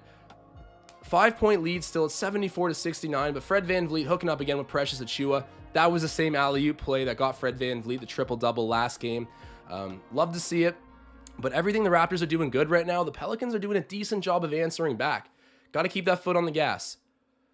OG throws it over to Siakam. Man, he must have heard the hot takes segment at half because OG's gotten a lot of ball. And oh man, there we go. Spicy P, is that against the Raptors or no? Okay, I think that's an and one play. Nice job, Spicy P. Ooh, did he break ankles there too? Either way, he completely sheds Nickeil Alexander-Walker. Might have actually taken his ankles. I don't know, but ends up with the bucket and the harm. He's going for the three-point play. That's like at least his second and one. I think maybe his third though. Pascal. Man, currently got 18 points, going on 19 if he can hit this extra. Tom Moreau saying Siakam is back to all-star form. I'll put on the Flames for that. Tom, you defended him through thick and thin. You and a lot of people. Mike Vick, who was in the chat for a long time. I don't know. I haven't seen him tonight, but another guy who just goes to war for his Raptors, including Siakam. I don't enjoy to deserve him at his best. I've said some bad things about him at his worst, but I'm poking fun. I think I had the right to say some stuff, but he has completely answered the bell, man. Shouts out to Pascal. Another big play. Nickeil Alexander-Walker fakes it out, goes and shoots the mid-range, but misses, and it's rebounded by Achiuwa. Achiuwa's having a good night. Nothing too dominant, but a good night. Do you guys remember when he scored like close to 20 points in like, what was it, the third quarter earlier this season? That was crazy. But back on topic here. OG Anunoby in the paint. Ooh, he should have gone off the glass there. And then Chris Boucher gets fouled. He's got a chance to get his first points of the game. Seeing some more minutes from Nick Nurse at the moment. But yeah, he's been largely rolling with Khem Birch and Precious. And I said earlier going into this game that it's been nice to see Chris Boucher kind of put his name back into the bidding war for minutes at the 5. Because for a while, it was completely out. I was convinced he was like third string center behind, Khem Birch, probably the guy that you would roll with as like your traditional center. Precious Achiuwa, young with a lot of energy and upside. He's like your second guy you want to get out there. And then Chris Boucher, he quickly fell to third. But right now, I think he's like maybe restored himself to like the 1B. Like you put him at like a, sort of splitting minutes with whoever else is doing really good. But the main point here, guys, shouts out to Chris Boucher. He has turned things around. I keep saying that. And I got to make the case for my other big time player on this team, Fred VanVleet. I'm a big fan of Chris, big fan of Fred. You can see the jersey in the background as well. Do me a favor, guys. Help make this happen. We need Fred VanVleet in the All-Star game. All of your wildest dreams will come true.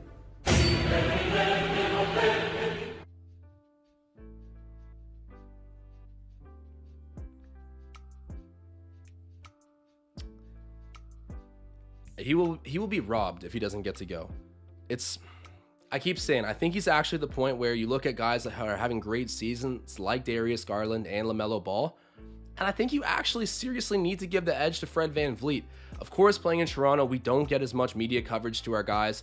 It's been the recurrent story, but of course we do have the advantage of being a whole country strong, and actually shout out to all my international fans too. We got a crazy presence in Australia, people coming in from like the Czech Republic the other day, Ukraine as well. They're all over Raptors fans. And we power this team to a whole lot of fan voting, but at the end of the day, the media is going to play, I think, the biggest role in who gets to go.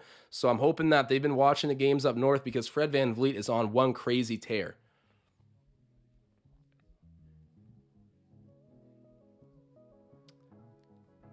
Shouts out John Buchan. I love Toronto right back. You guys are the best, and this community is just so special.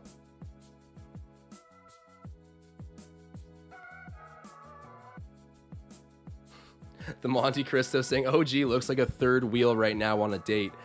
OG's always got that look, to be honest, man. You're definitely right, but OG's always kind of like a little bit awkward and frozen up and just kind of emotionless. He does it. It's funny too, because I know he cares. Like, I know he wants to be funny. You look at the way the guy dresses, right? Like, he doesn't, he likes the attention a little bit. I know he's pretty low key, But still, I think OG Anunoby he enjoys his role as a celebrity in basketball.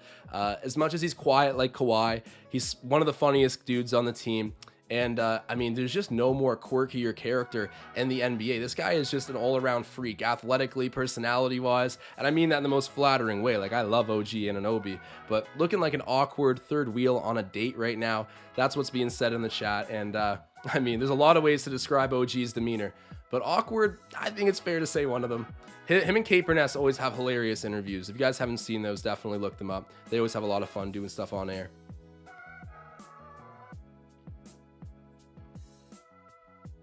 Damn, wait, Mustafa, are you from North Macedonia? Saying love from North Macedonia. Hey, man, shouts up. And then Jake Beasley saying big up UK. Love it, man. All right, so we got basketball back underway here. 2 minutes, 30 seconds left until the fourth. And here we go. We got Clark with the ball for the Pelicans, being absolutely hounded by VanVleet. Gets it over to JV, who's met by kind of a brief double team at the top of the key. Fred VanVleet and Svi Mikhailuk forcing him to pass. They get the open three. Temple missed 2 in a row, so it didn't burn us. But Clark connecting on an open corner 3. Like, why? That was the issue in the first half that most people pointed out during the hot takes segment. We're leaving them open for 3, even though we're protecting the paint from JV and all that stuff. Get burned by it again. I wouldn't say Clark's exactly a 3-point specialist, but an open 3, most NBA players, they got to take that. And Scottie Barnes, a beautiful shot, but misses the mid-range. And then Svi Mikhailuk ends up on his rear end, but somehow the loose ball foul is charged to him, so the Pelicans will be getting the ball back and going on to offense. Look, we got almost 130 people in here right now, so if you're watching this, you guys know the drill. Help me out. Drop a like, drop a comment, whatever you can to help out this video. I appreciate it so much. You guys are truly the best. And we got Catch Pit Frey saying New Zealand in the house. What's up, man? This is like the most stereotypical New Zealander thing for me to say, but I've always been a big fan of the All Blacks. I read a book that was talking about how you can take life lessons from the way the All Blacks carry themselves. They lost like this crazy championship game and then stayed around and like cleaned out the whole entire facility, like absolutely perfect. They run that team like it's the friggin' Navy. But shouts out to my New Zealanders out there, the UK as well, just everybody. We got such an international fan base. Raptors Digest, stand up. Right now, 122. So shouts out to everybody tuning in.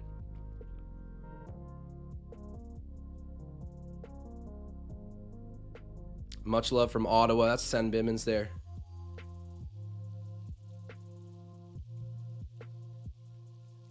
Monte Cristo saying, you see Nick Nurse's pinky ring right now? Looking like the Godfather, question mark? They got him on the screen right now. I don't see the pinky ring. Is Nick Nurse working on his drip a little bit? I haven't seen the jewelry, but I'll be looking for it from now on. Getting the Godfather comparison. You come to me on the day of my daughter's wedding. People pointing out in the chat that Scottie is not playing well at all. Monte Cristo thinks he's hurt, and I think according to what we saw last game, that might be a somewhat fair assumption. He was really favoring that right knee, which was already taped up with KT tape, I think, or at least it has been recently. So whatever's going on, it seems to be a bit of a nagging injury.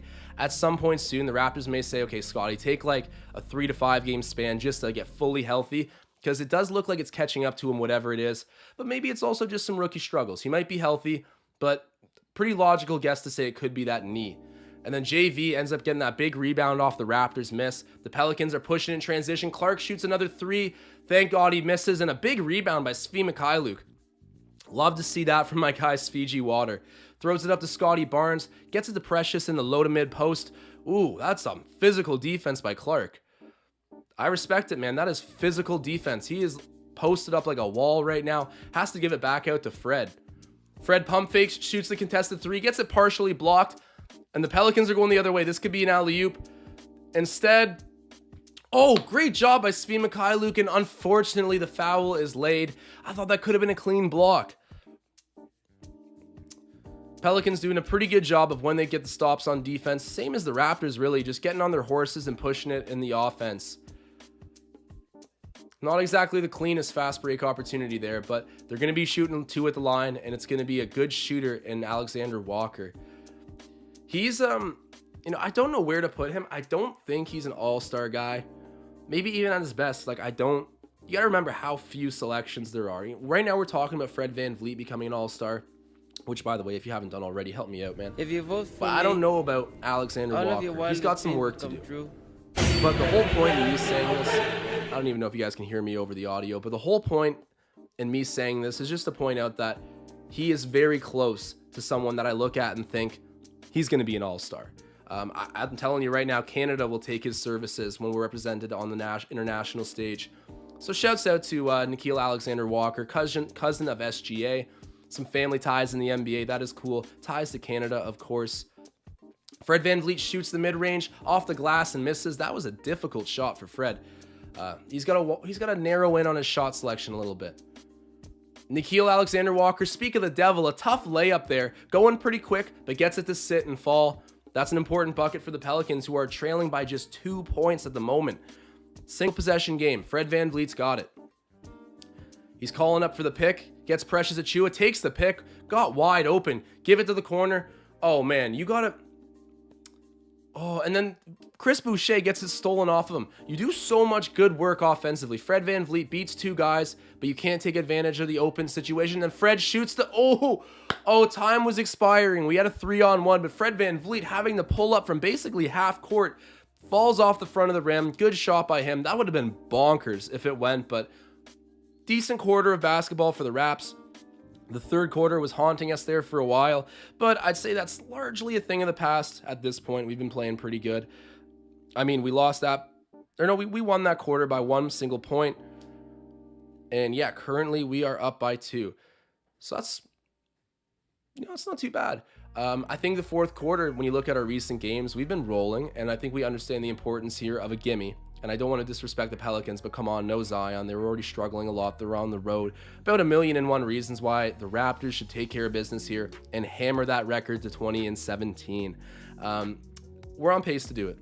In terms of my bets, so Fred VanVleet, I got to make it rain real quick because Freddie, even though he had a couple of ugly shots there, he's been pretty money this game. So Freddie, he's got...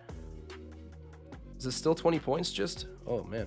Still just 20 points. But for those who remember, I did have this bet which popped up earlier. Unfortunately, no Gary Trent Jr. this game. So I believe that Bet365, where I do the same game parlays, they returned me my money and just said, okay, make a new one because he's not in the lineup. That's what they did to me last time anyways. So I don't think that this bet is good. I mean, it might have hit if you were to take out Gary Trent Jr. because, we got JV in there for a combined 32 points and assists. He's got 14 points, 12 rebounds, so that's on pace. I think he'll get that. That's a shame, but either way, through Betway, I did place a bet that was Fred VanVleet at least 30, Raptors win. I think I just said that a moment ago. Hoping we can get that. It's definitely possible, and it would help his all-star case. And shouts out the 120 people we got watching right now. Stevie V saying Raps miss Trent's spacing. Yeah, at very least, I mean, spacing is the key word there because he hasn't had the best stretch of games. He hit some important shots down the stretch in our last matchup, but he's been slightly slumped recently. The only thing is that even when he's not shooting well, he demands respect in the league as a bucket. One of our best natural offensive players. So from a spacing standpoint, Stevie, you're definitely correct because just having him out there with respect at the three-point line will open things up for other people. And I mean, it's hard to play in the NBA these days without having respect from the three-point line. It really limits your game. I feel like pretty much everyone can shoot a 3 on our team. I know Kem Birch, it would be a little bit debatable, but I saw it more last season, him taking the open threes. Not really part of his game anymore. I'd say he's probably the worst three-point shooter we have, but even the young kids, man, Shampenny and Barnes, they've been hitting some open threes, figuring it out. And of course, I think pretty well the rest of the roster can knock down an open 3. Chris Boucher struggled a little bit this season, but still, like, he has those crazy nights where he's like 6 of 8. And we saw one not too long ago, but Nickeil Alexander-Walker with the ball dribbles it back out to the three-point line where he is most comfortable. But just to give the entry pass to JV, who's having a beast night to be expected. Another big double-double for him already secured. And they end up missing. Good defense by the Raps. Svi Mikhailuk has it, throws it to Siakam, who's guarded by Graham. It's a little bit of a mismatch, but ends up getting picked up by Nickeil Alexander-Walker instead. And OG gets the handoff, takes the mid-range, misses. Siakam gets the offensive rebound, though. Pascal backing down on Clark. Ooh, nice spin move and gets fouled. Great job. Beats him with the spin move, pump fake, gets him onto his back, and then draws the foul. He'll be shooting 2. Oh man, Pascal's headband is way up on his head, but got to give it to Spicy P right now. He's playing nice. Leading scorer at the moment. And Magnetic says, let's get Josh to 100 likes. Guys, that would be the best. Would help me out tons. If you're watching this, drop that like spike.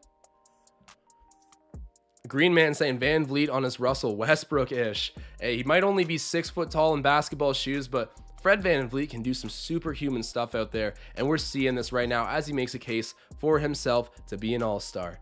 If you vote for me, all of your wildest dreams will come true.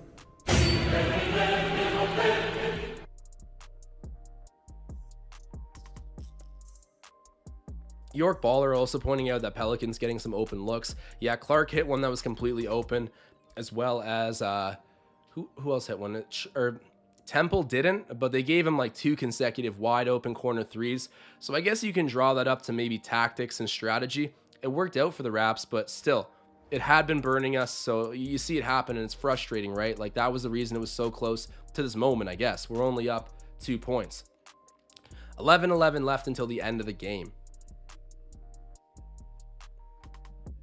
Hey, Victor, thank you so much. I see what you're saying in the chat. You are awesome. Appreciate you so much. And Monte Cristo saying spicy hairline. Bro, you don't need to do him like that. But Siakam, he's... let me just say, I get why he wears the headband. And I know we got... What was it? We got a couple bald guys in the chat. I know they're bald Mamba, Marcel Martin. But Pascal Siakam, the hair is going. That's what I'm meaning to say here. But the hair... Or sorry, the headband... You know, helps the swagger a little bit out there. And I gotta say, when they had sort of the ninja style headbands that they banned not this season, but last year they banned those ninja style headbands with the kind of, I guess, the tie at the back. I don't know why, but Pascal Siakam, he looked cool in those, and that was actually his best basketball. Put one of those things on and we got headband P all over again.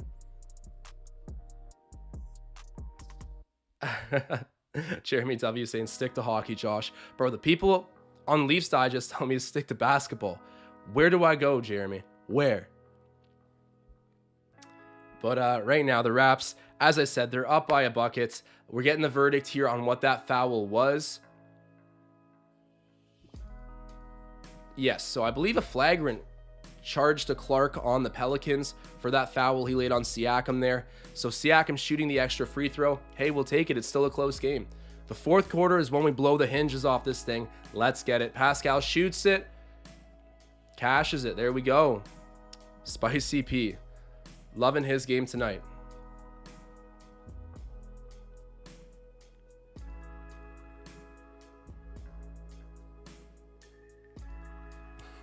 Tom Duke saying, bald is beautiful. I said this on the last live stream. My old man's bald. I got to watch what I'm saying. I could lose mine kind of quick too. But for now, I still got this mop on my head.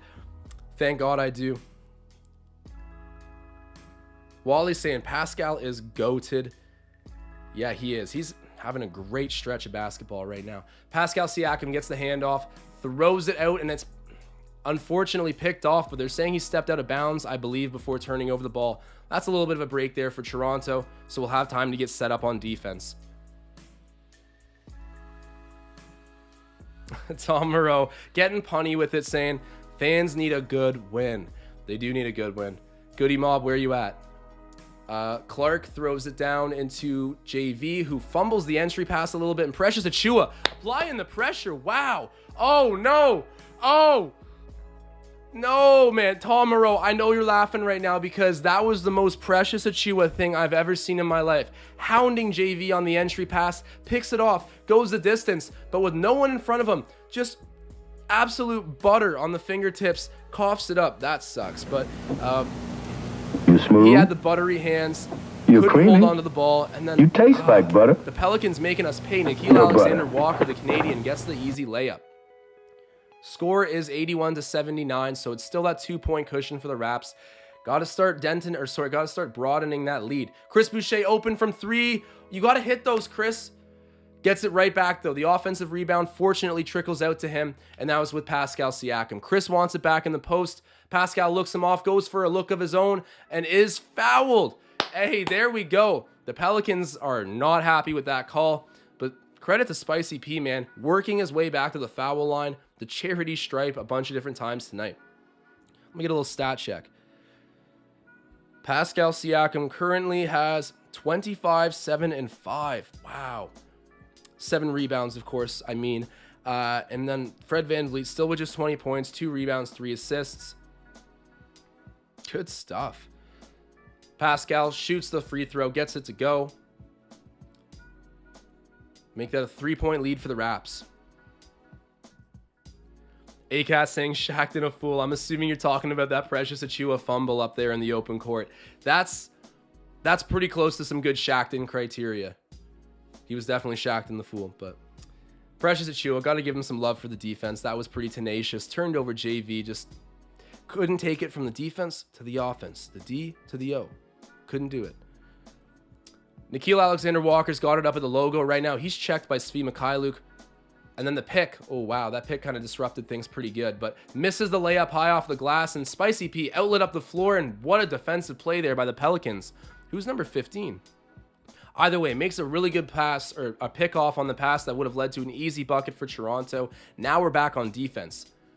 JV hands it off again to number 15. I need to get a name check on him. This keeps happening to me.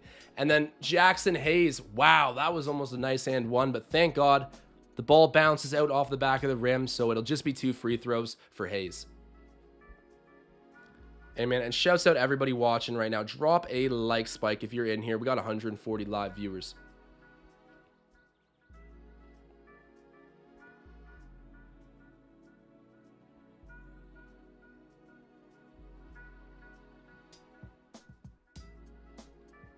Joey's saying, please sit. I think he says set, but sit Svi free permanently. I guess that was a little bit of a butchered typing job on my guy Joey there, but I think you're saying you want Svi Mikhailuk to be on the bench permanently, and the reason I think that's probably what you said is because I've heard a lot of Raptors fans say it, and I'm surprised by it. Svi's pretty young. I think he at very least gives you what Yuta Watanabe provides, and I know that's like a pretty big statement. People here love Yuta Watanabe. The personality is bigger than life itself, right? People want to cheer this guy on, and I love him. I actually do love Yuta Watanabe. Very effective, but people just sleep so consistently on Svi Mikhailuk. I'm not saying he's performing good right now. I mean, he's got 7 points in 13 minutes. But hey, man, I think Svi Mikhailuk is someone that if you just stick the course with, or at least keep him around, like there's no need to get rid of a player like that. He's got such a versatile skill set. Very underrated. Oh, monster jam by JV. But very underrated skill set in my opinion. I keep defending him, but I know the chat's probably coming for my head right now. Either way, Pascal Siakam with the ball, shoots an open 3, gets the open 3. There we go. That's a great answer for that massive, thunderous JV dunk. The Lithuanian Lightning. He has to deal with that answer from Spicy P, who knocks down the open 3-pointer. And they're kind of beefing right now. I like it, Pascal. You don't back down from anything. Good job, Spicy P. Temple shoots it back up to Hayes. Great closeout to the corner. And then they miss the shot. That is great defense by Precious Achiuwa. He's not allowing another open corner 3 on his watch. Checks out on Temple, forces the pass, and then ultimately the Pelicans miss. OG, nice step back, gets it. There we go. The Raptors are rolling right on time. Better late than never, as Marcel was saying before he dipped out. It's not about how you start, it's about how you finish. And right now, the Raptors are on fire, building up some momentum. Ghost Subject saying, Raptors choking. For a moment, it might have seemed like it. I'll knock on wood. I think that we're starting to turn the tide here, and we're at very least playing pretty good in the moment. Tom Duke, spicy take saying Siakam equals first option. You know what, man? Like, I still can't agree, but every day, every game I watch lately, I get a little closer to thinking that he can at least fill those shoes for now. He is at the moment, to be specific. Objectively, he is doing that right now. You are correct, Tom Duke. Shouts out to Spicy P. He's got 29, 10, and 5. So a monster double-double for him. Almost dropping 30, man. And Tom Duke saying, not choking. I don't think we are, but people get pretty superstitious in here. I got to be careful what I say. And we got 130 live viewers. If you're watching this, do your thing, man. Help out this video. Drop a like, Spike. Ramaz saying Siakam owns the following teams: Kings, Wizards, and Pelicans. You're definitely right that he owns the Kings. I've noticed that completely. And I think, are you guys familiar with the name Rico Hines? So Rico Hines, he's one of the guys that was actually associated with Phil Handy, who was an assistant here for a while. Big time player development, kind of like Instagram trendy personal trainer dudes, but they're still OGs. Like they're older dudes and they're really good with their stuff. And Rico Hines is a player development coach on the Kings. So of course the Kings are a subpar team, which why I think is the bulk of the reason Pascal does so well. But when I heard Rico Hines is like actively with the Kings staff, that's Pascal's summertime trainer. That's the guy that works on him all off season. So maybe it's not the reason he does well, but I think it feels extra good always for Pascal to torch the Kings because it's in front of the guy who works on him all off season. So shouts out to Rico Hines. He's got some good clips of Pascal putting in that work in the off season.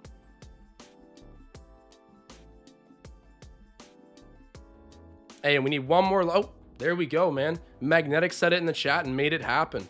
And we got Taga hopping in saying go Raptors. But as I was saying a moment ago, we're at 102 likes on the video. Keep running that up, guys. You are the best. Also, how's the music sounding? I thought lo-fi is really nice. Everyone likes to listen to lo-fi, especially if you're studying or doing something like that. But we do have a hype basketball game. So is it good? If not, what do I switch it up to? Give me your opinions in the chat. Appreciate it as always. People just slamming my takes right back in my face. Ash G saying Svi needs to visit the bench. Yeah, I don't know. Like Svi Mikhailiuk right now, come on now. He's 2 of 3 from the floor, 3 of 3 from the free throw line. He hasn't turned over the ball yet, and he's got 7 points in 14 minutes, 2 rebounds and assists. Like, that's not atrocious. Nick Nurse knows what he's doing, but he has paid the bench a visit. He's no longer out there. So Ash G getting their wish in the chat, and a lot of people were... There's not a whole lot of Svi Mikhailiuk defenders out there, but I try to do it. Pascal Siakam squaring up JV, drives on him, throws it down on the baseline to Precious, who almost gets the poster dunk, but good defense by JV. Oh, and Fred VanVleet. Bring me my money, Freddie V. Let's go. Big time corner 3. That was a nice bucket. Not an easy make, but takes it anyways and gets it to go. Get him in the All-Star game, guys. Jones shoots it up to BI, who drives, tries to get the layup, and it doesn't go, but he is fouled. He'll be shooting 2. Current score is 92 to 81. Or sorry, reverse that. 91 to 82, so we're up by 9 points. And as I said, BI will be shooting 2 at the free throw line. If you guys have an opportunity, they're seeing that. We're watching that replay right now. Freddie V knocking down that clutch corner 3. Help him out. If you vote for me, all of your wildest dreams will come true.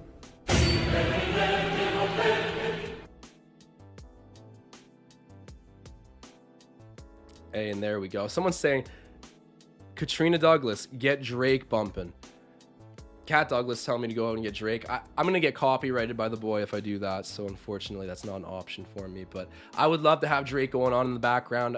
Just watching Fred VanVleet ball out to some Drizzy would be nice. But I also don't want OVO sound breathing down my neck for their royalty.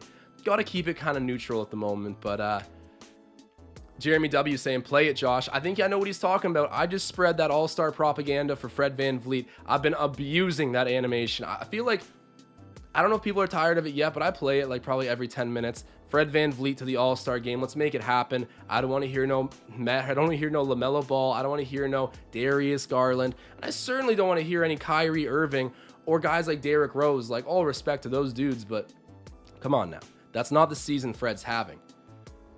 Pascal Siakam has the ball. He's hounded by Herb Jones. Gotta tip my hat to the defense of this rookie. I get why he's putting the league on notice. Pretty sure he's averaging the most blocks behind Mobley. Fred VanVleet shoots another 3 and just misses it. The second chance opportunity is run down by Chris Boucher, but Chris Boucher rips it out of JV's hands while out of bounds. I love the fight, but not a very effective method there. It'll be Pelicans ball. Hey man, we got 160 live viewers, so if you're in here, drop that like spike, help out the channel. I appreciate it so much. Scottie Barnes playing defense up there on Temple. They get it to BI, who shoots the mid-range and just misses, and they're saying a loose ball foul on Valancuinas, or on the Raptors that Valancuinas just drew. So JV shooting 2? What's going on here? I didn't see that. Raptors don't look happy with the call, but Pelicans draw the penalty, or the penalty. This is the second time I've said that. The foul on the Raps here, and Nick Nurse is, I think, making a change at the moment. Going down to his bench, but it's going to be an inbound, so not 2 free throws. Of course, it wasn't a shooting foul, but BI has it at the moment for the Pellies. Good defense there by VanVleet. JV covered by Birch. Throws it down to Temple, and they're trying to get the entry pass in there to... Oh, but he's going to shoot the 3 instead. Misses it, and it's a rebounded by Chris Boucher. Raptors getting on their horse. Oh, nice outlet pass, Siakam. Oh, they're going to say that Fred VanVleet finding Pascal Siakam under the rim, but Spicy B pushing off to create some space. That's an off-ball foul. Raptors racking up a couple in a row off ball, and it's going back Pelicans ball. Ramaz saying Josh plus FVV Lovebirds. Man, definitely 110%. I mean, I got to give love to my short king out there, Fred VanVleet, but you guys know Fred VanVleet's earned his respect in this city. I will never forget what he did in the NBA Finals to help this team win. And Hubie Brown giving him that Finals MVP vote. Special stuff, man. You can't write this up. Undrafted, doing everything he does. Ramaz, we are Lovebirds. Shamelessly shouts out my guy, Fred VanVleet. Oh, Siakam with a great move, but misses the layup high off the glass. And then Temple coming hard the other way. Gets it to go and 1 in transition. Bro, Scottie Barnes fouled him there. Ugh. People were asking for less Scottie Barnes in the second half. I didn't side with it. But he's picking up some bad fouls on defense. That was an early issue for him. He worked on it a bit, but tonight it's standing out. But Temple getting that one to go. What does Scottie have for personal fouls at the moment? Okay, never mind. I'm actually speaking complete garbage. He only has 1. But I've noticed Scottie Barnes a little bit. Kind of not making the best plays. He's 3 of 10 from the floor.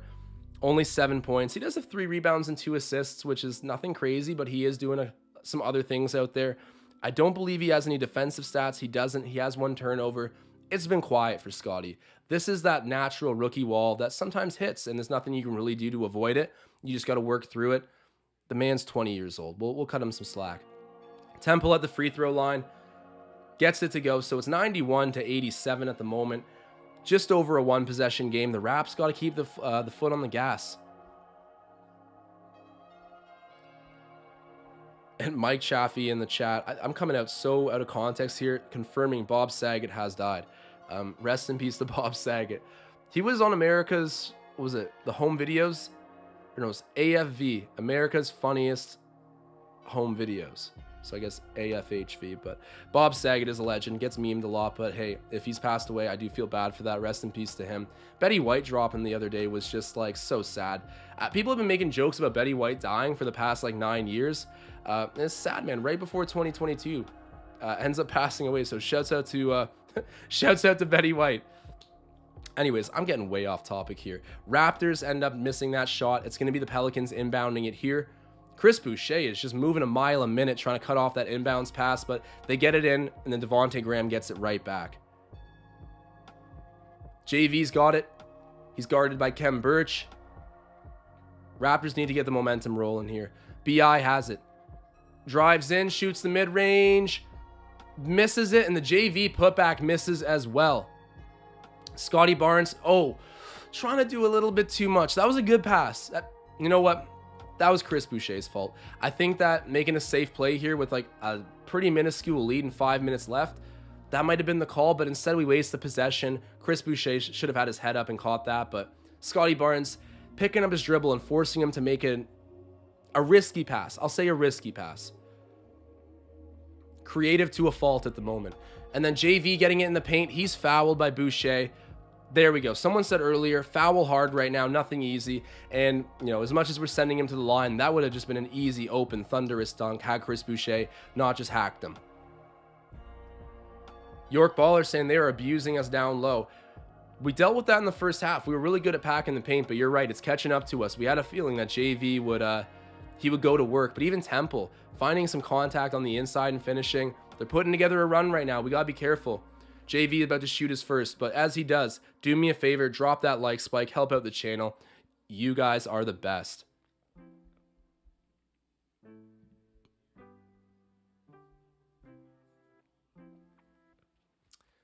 JV, his numbers against Toronto, I missed that graphic, but hey, the X-Team logic. I was supposed to bet on him. He hits both free throws. As you can see, with Gary Trent Jr. out, my bet does not end up being eligible, but I did have a returning bet for JV because, you know, you have a chip on your shoulder. This team traded you.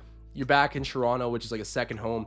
Good vibes, all that. Thought he would end up hitting, and he probably will, but that bet is voided. So right now for my gambling, all I need is Fred VanVleet to get 30 and then ending up with a Raptors win as well. Place that through Betway. But wow, nice play, Chris Boucher. Better late than never, guys. Fred VanVleet finding him, and then he gets the very acrobatic finish. But oh my God, the Pelicans answering right away in transition. Devontae Graham getting the bucket. Everything that we've done for the most part, they've had a pretty immediate response for it. It's been tough to separate. And then, oh, that's a sloppy play by FVV. Come on now, Fred. A little bit of a blind entry pass off the pick and roll. Oh man, Toronto's pick and roll has needed some work. We end up turning it over. So the Pellies have the ball on offense. They throw it down to Temple and then get the entry pass to JV. Wow, that was the second time he's done it this game. With his back to the basket, he can literally like jump backward and kind of like contort himself with a backwards layup. I don't know how to put it, but for anyone that just saw that, JV's hands inside are just soft. Wow. Tough, man. Raptors got to get something going and got to get it going quick. Currently, the score is 93-93. We got a tie game. That JV bucket knotted it up at 93 apiece, and we currently have 3:50 left in the game. Gotta act now. Gotta make the most of your opportunities and continue to lock down the paint. We did a great job of it in the first half. Gotta get back to that game plan. It's been pretty close this whole way through. Mike Chaffee saying timeout. This offense sucks. We got to get it figured out offensively. This is a testament to Nick Nurse as a coach. I do find when the Raptors come out of timeouts, they usually make the most of it. Of course, not universally. Even the best teams will have their, they'll lay their eggs out of a timeout every once in a while. But the Raptors, for the most part, Nick Nurse does a good job of revitalizing the effort with his timeouts. So this is a key time to do exactly that. And I'm hoping we'll build this lead up again. But you're right. The timeout was needed there. The offense has been bad. I'm seeing some Mobley Scottie debates in here. Monte Cristo saying Scottie's going to end up 35 pounds heavier than Mobley at least. So I could see that happening, but definitely a little bit of a hot take. I'm going to put on, this is so out of context, but I'm going to put the hot takes, the hot takes animation there. I think he's obviously a little bit shorter than Mobley, so to get 35 extra pounds of weight on him, that'd be difficult, but Scottie Barnes is just a freak. Like, he's built like Giannis, just like an inch or so shorter. And who knows? He's 20 years old. He could grow a little bit. So I'll take that size if we can get it. But all these debates going on in the chat right now, who's going to be the better rookie, the better player, more importantly? We don't know. That's the matter. So people can speculate. We can throw out these negative, pessimistic takes all we want, but Scottie Barnes undoubtedly has been one of the best bang for your buck in the draft. 4th overall. I think you go back. He goes at very least 3rd. I don't know where Franz Wagner ends up, but I still think that more dynamic players, let me rephrase that. I still think Scottie Barnes, Evan Mobley, and Cade Cunningham will be more dynamic than Franz. You got to remember, Franz is a year older, I believe, than everybody else in this draft because he's a sophomore, or he was a sophomore drafted out of college. Give these guys their time. And I'm just happy that the Raptors have Barnes. Like, they will, rest assured, get the most out of him. We've done a great job of building up players in this position, and he's already given us so many surprises. I mean, the fact that we're arguing who's going to be better, Mobley or Barnes, if you were to tell me that at the beginning of the season, I'd be happy, but a little bit surprised because Mobley was very much so established as like a lock top 3 pick. Scottie Barnes could have gone as late as like 6th or 7th, apparently, at some points. I'm happy we made the right decision, and the fact that we're even asking this question, I'd say is a relatively good problem. Scottie Barnes will climb right back up there in the Rookie of the Year ladder. Just wait. Yes, he's having a rough game. I understand that, but bigger picture here, folks. All right, here we go. So out of the timeout, I said Nick Nurse does a good job, and Fred VanVleet from deep, man, gets a relatively open look. That was still so deep. Where are my flames? Oh, you guys know I have that Scottie Barnes, that Fred VanVleet bet on him to go out there and end up with 30 points. So at the moment, I think he's got like 25 at least. Let's see. But huge bucket there for Toronto. We're up by 3. That's the difference in the game at the moment. Okay, VanVleet's got 26. And oh my God. Oh, the Pelicans come back and answer right away. Devontae Graham. He's not versatile, but you leave that man open for a three, he's going to burn you. We've seen it throughout the first half. We talked about it before the game. This has been neck and neck. As much as the Pelicans are struggling and we don't belong in the same game as them, currently they're proving me wrong. Objectively, they do, because they have been tying this thing up consistently the whole night. Fred VanVleet probably wanted a foul there. Doesn't get the call. I thought for sure there was contact made on the shooting hand, but the refs let it play, and now New Orleans is on offense. But Fred VanVleet gets up off the ground, and he's back on defense too. We double JV in the post. Graham shoots another three, doesn't get it, and then BI tries to get the putback. It doesn't go. Fight for that rebound. Unfortunately, out off of the Raptors. Things are getting intense here, guys. If you're watching this, make your presence felt. Drop that like spike. Help me grow the channel. This is an intense game. I think my feed is behind a little bit, as you guys can probably tell, but oh my God. No way. Herb Jones? They keep answering everything we do. Big time three-pointer. We are down by 3. Actually, that wasn't even an answer. That was just a shot right there. Ends up giving them the lead. Wow. Fred VanVleet has the ball. Come on, Freddie.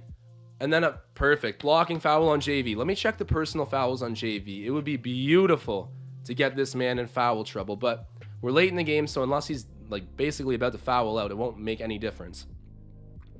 So JV, how many fouls have we assigned to that man tonight? This is like incorrect. I've seen him get 2 personal fouls. But either way, it says he has 0 at the moment. Play resumes. Siakam has it at the top of the key. Fred VanVleet's setting picks out here. He pops out, gets the ball, and then shoots a deep 3. Oh, no way. Fred VanVleet. You gotta be kidding me, guys. Fred VanVleet. The Flames are absolutely blaring. What on earth? Just the guts of a cat burglar. Fred VanVleet. Oh, and then the transition pass. Go, Fred. Go, Fred. Oh, Fred VanVleet. Okay, that's it. That hits the bet. That's, guys, oh my God. Freddie V. Not only does that cash our bet, but that gives the Raptors the burst of life they needed desperately. Flames, get back on. What are you doing being off? Oh my God. Freddie V. Just so deep, and then gets it right back and jacks it up. Bet on yourself. Fred VanVleet now with how many points? He's got 32. He's got 3 rebounds, 4 assists, and from 3-point range, he is 8 of 17. So not quite the efficient rate that you want ideally, but for a guy to shoot, let me double check that. For a guy to be comfortable shooting 17 3-pointers in a game and to bet on himself and make the 2 most important ones, there's no other word to describe it other than all-star. If you vote for me, all of your wildest dreams will come true. I'm speechless right now. I am speechless. Fred VanVleet. Fred VanVleet. What? Just, as the Hornets announcers say, the guts of a cat burglar. He should be doing that Sam Castle celebration right now, but he knows there's too much time left in this game to, go showboating. That's just not Fred VanVleet anyways. He does things casual and cool because he's used to it, bro. He is at that skill level. All-star, this man. Oh my God. Fred VanVleet showing up at the right time for Toronto. The Pelicans are inbounding it. They get it over to BI, who's covered by Siakam. Herb Jones sets the quick pick. Ends up clogging up the offense a little bit there, and the Pelicans need to refresh. Driving is BI, and that's, oh no, Birch, take the charge. You could have totally taken that charge. Instead, BI gets the bucket. Am I the only one seeing that? I think Kem Birch, if he had flopped, I hate to encourage flopping, but you got to show the refs that there was a foul. End up on your butt there, and I think you get the ball back. Either way, Toronto has it now. The score is 102-101. This is coming down to the wire, folks. And who else but Fred VanVleet with the ball right now? Throws it into Kem. Kem misses that. Oh, and Chris Boucher. I don't want to hear any slander on this man's name. Showing up in the big moments. Yes, he didn't have a great start to this game, but sticking with it and giving an A1 effort regardless. Gets that putback. All hustle on the second chance opportunities. That's been the difference for him. Oh, and Chris almost with the steal. OG Anunoby gets back up. They're going to try to feed JV in the post. OG, stand your ground. They double him, And then they take the open three relatively, but miss it. And another big rebound for Chris Boucher. This guy, shout out Chris. I got to put the flames right back on for my guy. The Canadian redeeming himself. He had some moments this season that weren't so bright. I will agree with you. I was upset, but right now he's proven his worth. Siakam in the mid-range, that was open look. And Fred VanVleet, the guy who set him up, getting the offensive rebound as well. Siakam throws it right back to Fred. There's no other guy I want with the ball right now. 12 seconds left in the game. Fred VanVleet drives, shoots the circus shot mid-range, and Khem Birch gets the rebound. Gets fouled. Okay. So Khem Birch. Yeah, Toronto, are we in the bonus right now? I don't think we're in the bonus. But either way, they're going to be fouling. There's going to be a Raptors sent to the free throw line with minimal time left in this game. We currently have that 3-point lead. So if the Raptors can hit one more free throw, essentially, then, you know, this game's pretty well locked. I'm not going to knock on wood here. Who am I kidding? We have some superstitious people here. I'll knock on wood. Khem Birch at the free throw line. So I guess we are in the bonus. Yes, that's correct. There we go. Pretty well ices the game. It makes this a 4-point lead. Let's see if we can get the second free throw. But Khem Birch, not really a consistently present game, but hey, coming up big here and cashing in the gimmies in the big moment. Here comes his second free throw. Misses it, but okay. So basically, we're up by 4 points, barring a crazy miracle 3-pointer and one. Gets the free throw as well. There's no real way to tie this up, but you know they're going to shoot it quick. And if they get the bucket, there's 4.6 seconds for reference. If they get the bucket, then they're going to have another opportunity to foul quick. Hope Toronto can miss another free throw and come back up and maybe tie it up with a heaving three. The Raptors, at this point, to put it plainly, are overwhelming favorites / locks to win this game. And I got to credit them for staying the course here. This was a pretty much a wire-to-wire game the whole time. No Gary Trent Jr. tonight. Still no Yuta Watanabe. He is out with some health issues. So those are losses. But overall, you should have been the head and shoulders favorite to get this thing done from the get-go. And I'm happy it's panned out that way. But I'm getting crazy deja vu from our last two performances. Both the Bucks game and as well as our last game against the... who did we face last time? It was the Bucks that we faced, and then it was also, of course, the Jazz. I could hardly remember because they hardly had any Jazz players out there, but we made the most of the gimmies. And those games, if you want to make the playoffs, those are the gimmies. You got to make those. So I'm happy that we're in a winning position right now. 20-17 hopefully is the record. I see David C pointing that out. New York Baller saying the very obvious. We got to stay off the fouls and close out. So here we go. 4.6 seconds left. New Orleans and Toronto in the bonus. They're inbounding. Temple's going to start off with it, and he's looking for probably BI or JV. But instead, never mind. It's going to go to Graham. He's going to shoot that three quickly. Misses it. Rebounded by OG. That's ball game, ladies and gentlemen. That is ball game. That's what I'm talking about. Man, we got almost 250 live viewers in here. Show love for the channel and the Raptors getting a victory, securing it on home court. It might not have been pretty, but we got it out the mud, got it dirty, and every point counts. There we go, guys. 20-17. Very much so in the thick of this Eastern Conference playoff picture.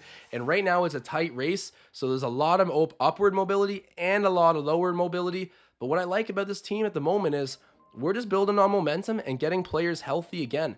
The best of the basketball has not been played yet for the Raptors. We're going to keep building this thing, keep getting guys experience, and man, oh man, it's the old veterans on the team that have really come to life and helped this Toronto group back into the playoff picture. Shouts out Pascal Siakam, but more importantly, shouts out Fred VanVleet. Before I read a stat line, you just got to know it's all-star worthy. If you vote for me, all of your wildest dreams will come true.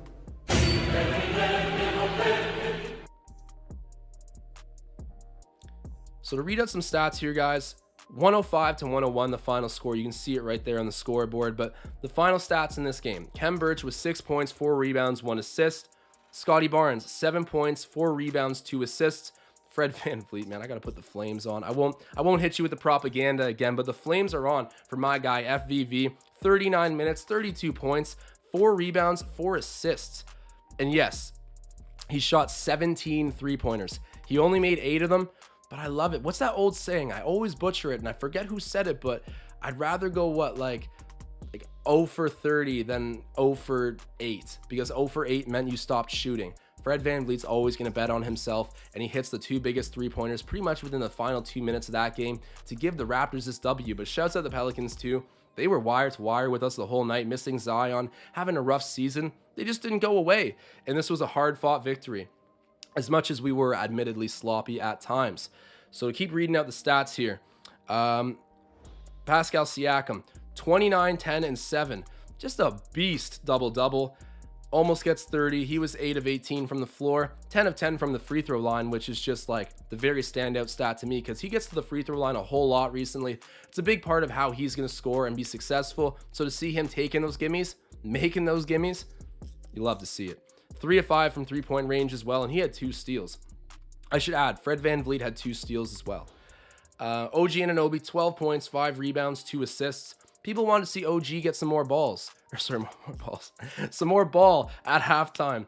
I got to pause there. But yeah, OG, he didn't get as much ball, I think, as people wanted, but we ended up getting the win. So, you know, who's worried regardless? But he hit some timely shots, was there defensively the whole game. And it was during that Hot Takes feature that people were asking for it. So if you guys haven't been in the Hot Takes feature yet, next time at half, call in through Instagram. At Josh Goodwin is my tag on the gram. So you can contact me. We'll get you in to give your 2 cents on the game at halftime next time the Raptors are playing. So you don't want to miss that. And then to continue the reading out of the box scores, Chris Boucher, 6, 8, and 1. But my God, you could feel this guy's impact very much so in the crucial stretch. Of course, he had his, weaknesses early in the game, but he came to life. He got the most, I would argue that as much as Fred VanVleet sealed this victory, there was almost no more important influence than Chris Boucher there at the very end. The second chance opportunities, he didn't start actually getting them until that final span, but all game he was hounding them, hunting them. At one point, he ripped the ball from JV while he was standing out of bounds. It doesn't matter where Chris Boucher is. If he's on the court or even slightly off of it, he's trying to hunt down those loose balls and get the Raptors as many possessions as he can. And it definitely made a difference tonight in a close game. Shouts out my Canadian. I gotta get the flames for him. So that's huge. And then Precious Achiuwa, 6 points, 9 rebounds, a sneaky 9 rebounds. And I think he had some defensive stats too. So yeah, he had 1 steal and 2 blocks. Shouts out Precious. He'll get it going. Shot 50% from the floor. And then Svi Mikhailuk, the guy I always defend and get slandered for, but 7 points, 2 rebounds, 1 assist in 14 minutes. Decently effective. I'm pretty happy with Svi. But guys, I'm going to quickly look through the chat, make sure I haven't missed anything too important. I would be very upset to see that I missed a super chat or anything like that. The more and more people we get in these live streams, the harder it is to be answering everything that pops up. But guys, I will try my best, and thank you so much for helping blow up this stream. By playoff time, it's going to be wild. You already know. So, you guys are the best. And before I take off, I do need to put out one more reminder. My guy Andrew in the chat, I bet he was begging for it. Here it is. Vote Fred VanVleet for All-Star. All of your wildest dreams will come true.